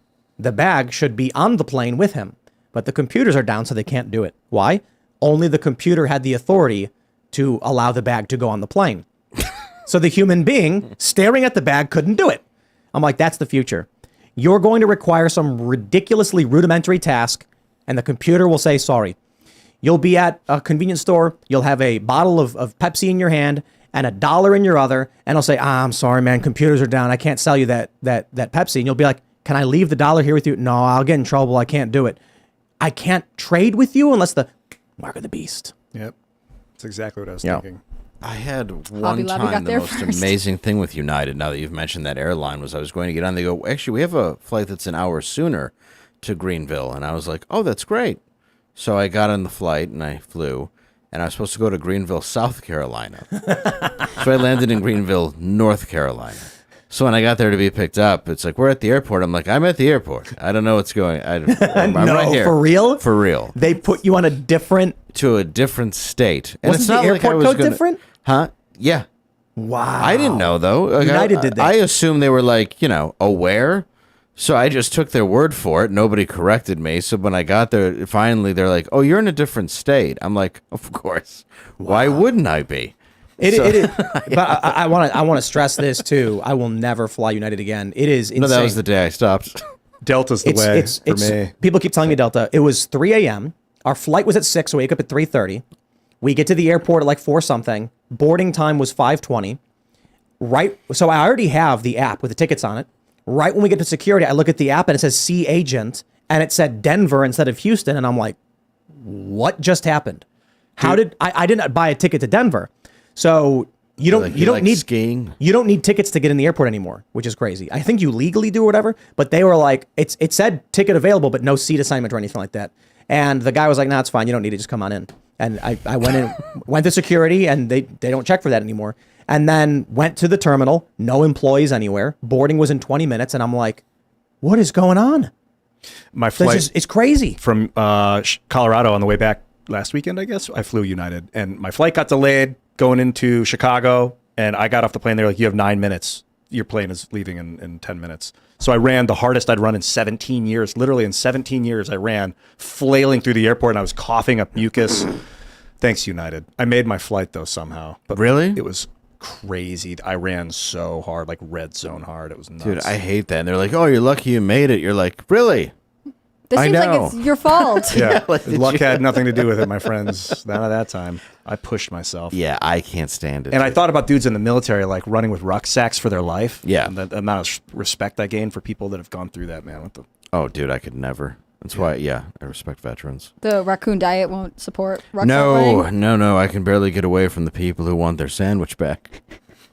Let's read some more super chats.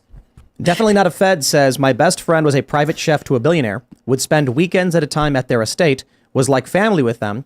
When he quit, the billionaire cried and said that he felt like it was losing a family member.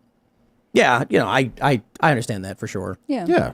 Especially if someone's in your home all the time. Yeah. Making the food you're consuming, so like their spirit becomes part of you. Making love to you on Tuesdays. With their eyes. Sammy Scott says, I tried to swim across a river. I'm unfit. I used all my energy about halfway, went back on an empty tank, got 10 feet from the shore and literally couldn't move, just started sinking. My mate saved me. Man, crazy. Well, Wow, glad that's to hear you're good. all right. Were you doing the thing where you go forward and then you go on your back and then go back and stuff like that? That's what you're supposed to do. Yeah. You know. Alternate. Oh, Different you muscles. You float and then. You go on your back and backstroke or whatever. Then once you get tired, you flip over and use different muscles. Oh, I didn't know that. Yeah. I've always been a swimmer, though. Nice. Well, don't look at me. I'm not an expert swimmer. All I know is that when I go in the pool, I just go like this and I just don't sink. You know, But that's because you're Tim Pool. I mean, Yeah, you're it's not allowed natural. to sink. You. yes. When You know what to during do. character creation, they were like, if you use the secret name, you get +1 Give to him swim. a swimming skill. Yes, Yeah. that's The how that best Yeah, there you is. get the swimming skill based on your name. You can beat any woman in an Olympic race. Yes. We will grab some super chats. Let's see where we're at. What is this? RWG5 says, my mom majored in home ec at Cal Poly San Luis Obispo. She has a BA in being a mom. Whoa. It's crazy and there were like degrees you could get in home ec stuff. Yeah. See, this is the thing. For human beings, everybody wants social acceptance to varying degrees. So guys get it through doing guy things and women get it through women things, but now all media and all culture is saying be a guy. It used to be that you're like, I have a degree in home economics. I'm the expert. And you would be praised and feel good for that accomplishment. So women were like, I have something to strive toward. This is a good thing. And people were impressed by it.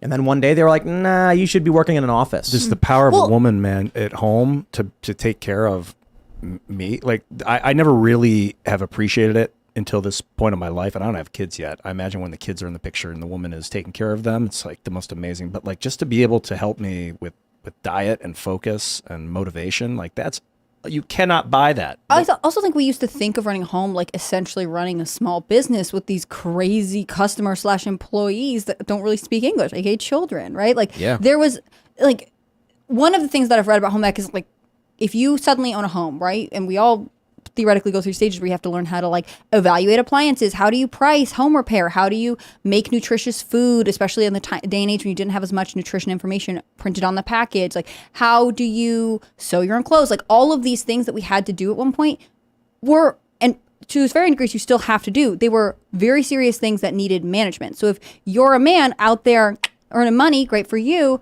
Someone has to keep the business running at the house, and that typically falls to women. Like it's more than just the emotional support. That's a huge part of it. But there was a time when we respected that the family was a unit that needed maintenance and care, and that was typically something women took care of. And because we had these institutions to support them, it showed that this was something we wanted as a society. When we took those away, it was like saying, that's not important, you shouldn't do it.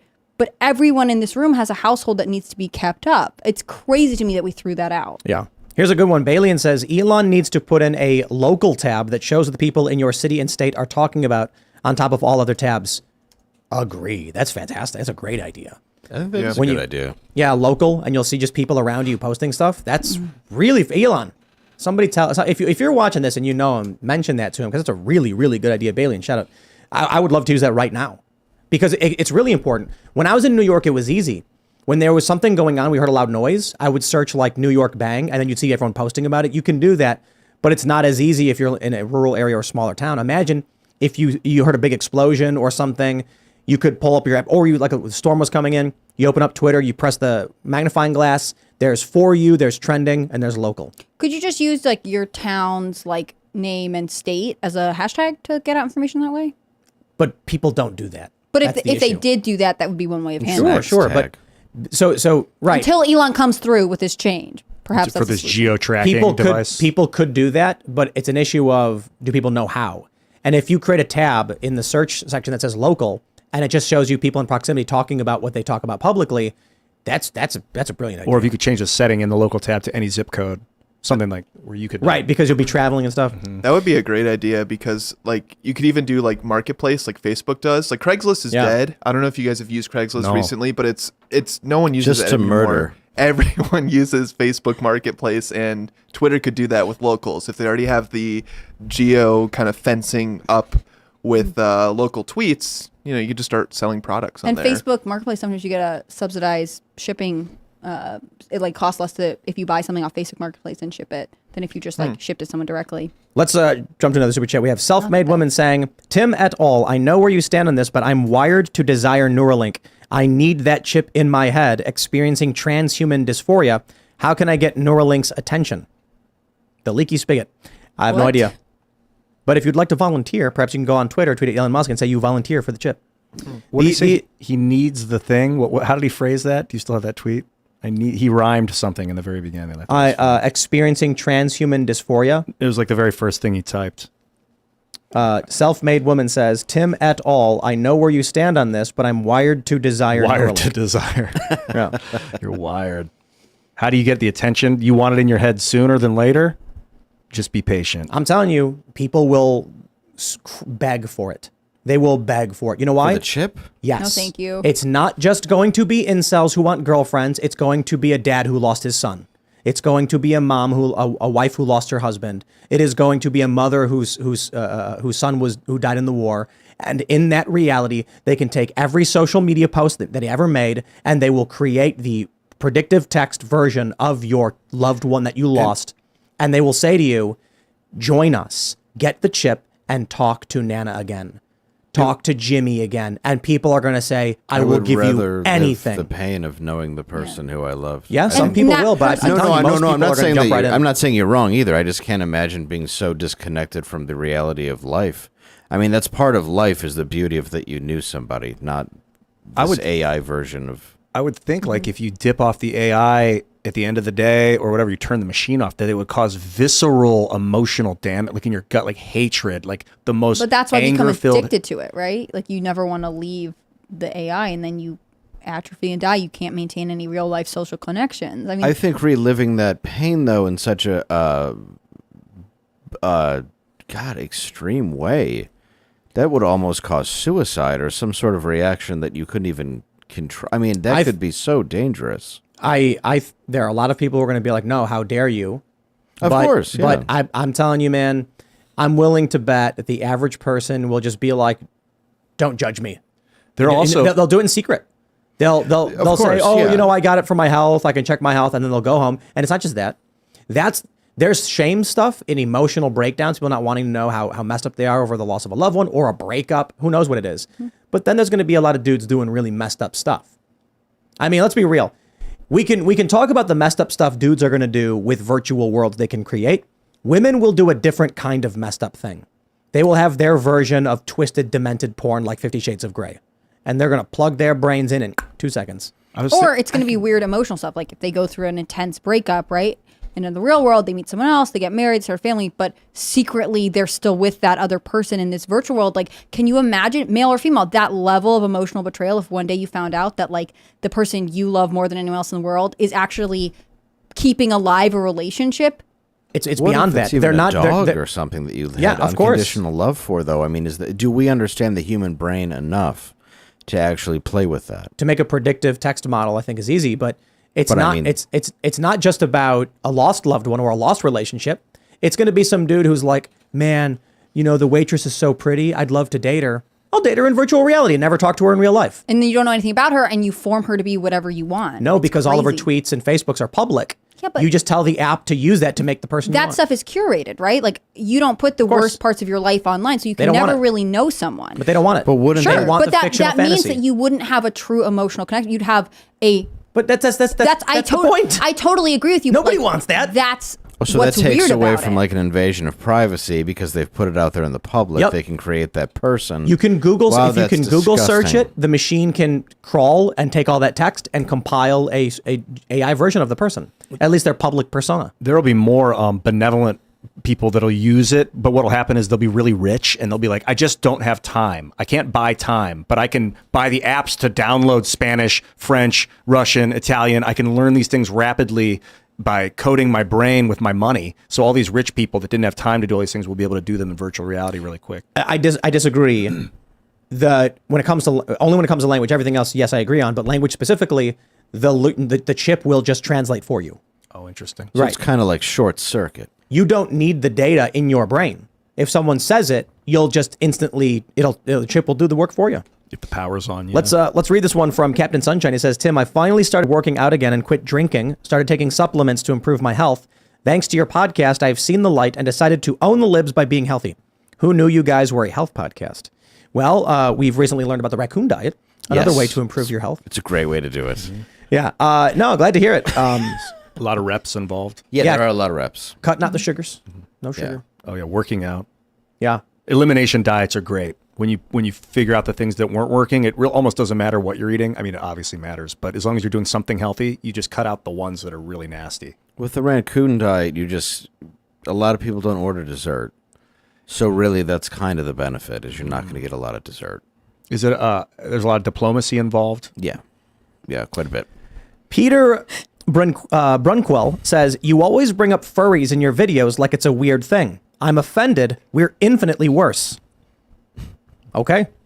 Thank you for the warning. So that's a real furry, not an otherkin. Yeah, real So furry. that's one who dresses, yeah. Powder PZ says, the beast saved Belle from a pack of wolves. Fair point. Oh, Fair point. He did. Oh, so he did kidnap her. No, he did. The dad goes and he's like, he was trespassing, so I'm locking him in the dungeon. She's like, let him go. And he's like, only if you stay. How do we know it wasn't his pack? Exactly. Oh, like they faked. It was like Yeah, it was slow probably edit like, for- false hey. flag. You're assuming he's a wolf, though. He's just a nondescript beast. Yeah, but they don't know that. They're wolves. The wolves are like, look, we followed the you, way man. he smells. Yeah, they just think he's Good boss. King Wolf. All right, what do we saying. have? I do. Possibly. saying. I don't have a counterpoint right now. Guy's a real die. scumbag. I'm going to have to rewatch this Disney movie and get back to you with some Big points. hunchback wolf. Thomas Sidebottom says, Ian, if you can commit to gaining 20 pounds of muscle, I can commit to losing 20 pounds of fat. You have motivated me. That's based. That would include me gaining about 50 pounds or 60 pounds, I think, because what I'm learning is the weight I gain is not all muscle. It's a lot of fat and water on top of it. So 20 pounds of muscle, how much would that be? 40 pounds total? I'm up 5 pounds. 4 pounds. Yeah, and but I was down before we got started. The goal for the music video isn't to get Ian like super ripped so you see bulging muscles. It's to get him just like, I guess the idea is we want to see someone get emaciated. So a combination of fat and muscle, but not obesity. You know what I mean? Yeah. More and like healthy cheek too. fat and stuff Because like I considered like steroids. Am I trying to do something optical for the movie? And like I would like it to look good, but I think the most important thing is that I'm actually healthy. Yeah. You don't want steroids. Maybe put Increase some your- makeup on some of the muscles. That was like but it's like no, that's cinema. It's okay. Because I'm like, it's not the guy in the video is not some super athlete who's like all ripped and flexing his muscles. It's a regular guy, and in the end, so you were saying that he like dehydrated and didn't eat so he could get way down for the final scene. It was great. My mood was out of control. I didn't even know my mood was bad, but it was bad. One of those things. I was telling you guys that before the show. It's such a weird place to be mentally. But it's gonna take a long time to do, but it's gonna be really awesome. That's what they call method acting, when you actually let your body get to the point where it's supposed to be for the role instead of faking it. Inspector Tasty says, had my morning cup of Rise with Roberto Jr. and remembered this crazy dream I had where Timcast was Shimcast, then briefly Shimcast was Brimcast. Absolute madness. Hi, Ian. Hi, Brim. What'd you think of last week's Shimcast day to day? I thought it was so fun. I mean, I'm grateful to do the show with all of you, but I think the thing is, like, when you work in this environment, there are people that I see, I'll see you when I'm getting coffee. I talk to Seamus regularly, and it's fun to feel like we are able to still offer a nice product, and Tim is able to take a break, and, we don't just suddenly fall off the rails. It was definitely a marathon for us, though. Yeah, I felt the train was rocking. Yeah. I think it was fun. What do you think? That was great. Yeah. Vivek Ramaswamy is one of my favorite humans on earth. Yeah, we had 2 presidential candidates on last week. It was sort of crazy. Really? Vivek and Larry Elder. Oh, that's right. He was Friday. And so, Man.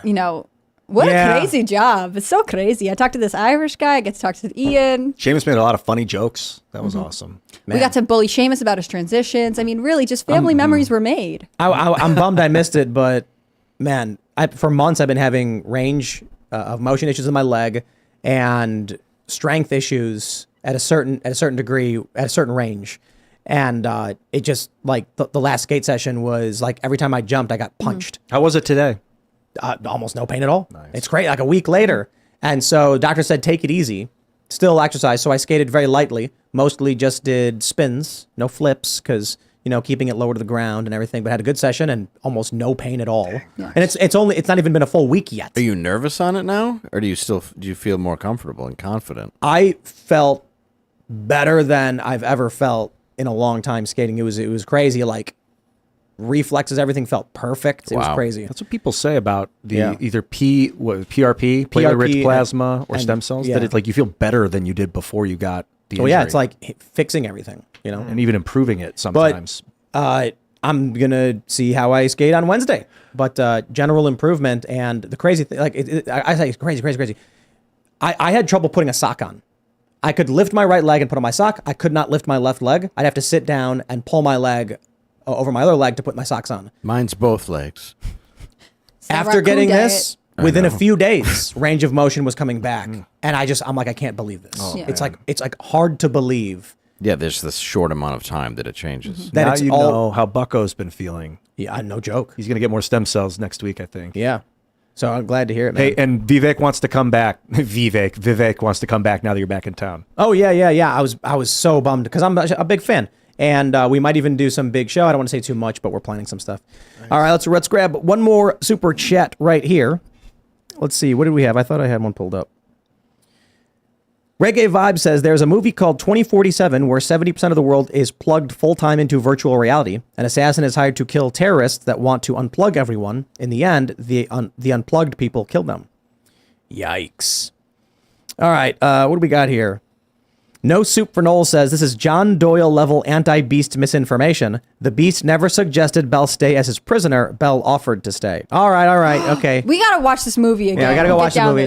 All right, everybody, if you haven't already, would you kindly smash that like button, subscribe to this channel, share the show with your friends, become a member at timcast.com. Go to Timcast, click join us, because we're going to have a members-only uncensored show coming up in a few minutes. You don't want to miss it. It's going to be spicy, and y'all as members can even call in and ask questions.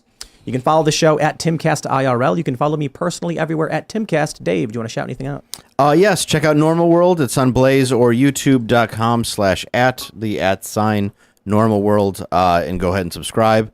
We have shows Tuesday, Wednesday, Thursday at 10 p.m. Eastern. Check us out. Right on. Cool.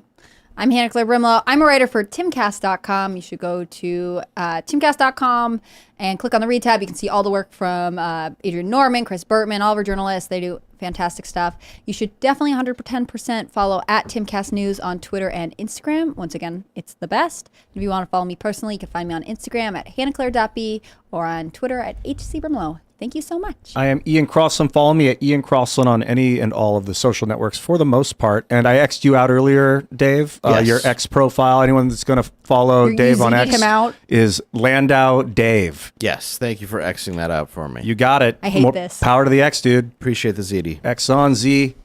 Yeah, and you guys can follow, or you can X me at x.com, Don't right? do this, Am I Kellen. doing it right? Don't Soon. do this. I think Twitter is redirecting to X or At something. Kellen PDL. It's where I X my favorite thoughts and, Stop. funny ideas that I have. Thanks, guys. We'll see you all over at timcast.com in about a minute or so. Thanks for hanging out.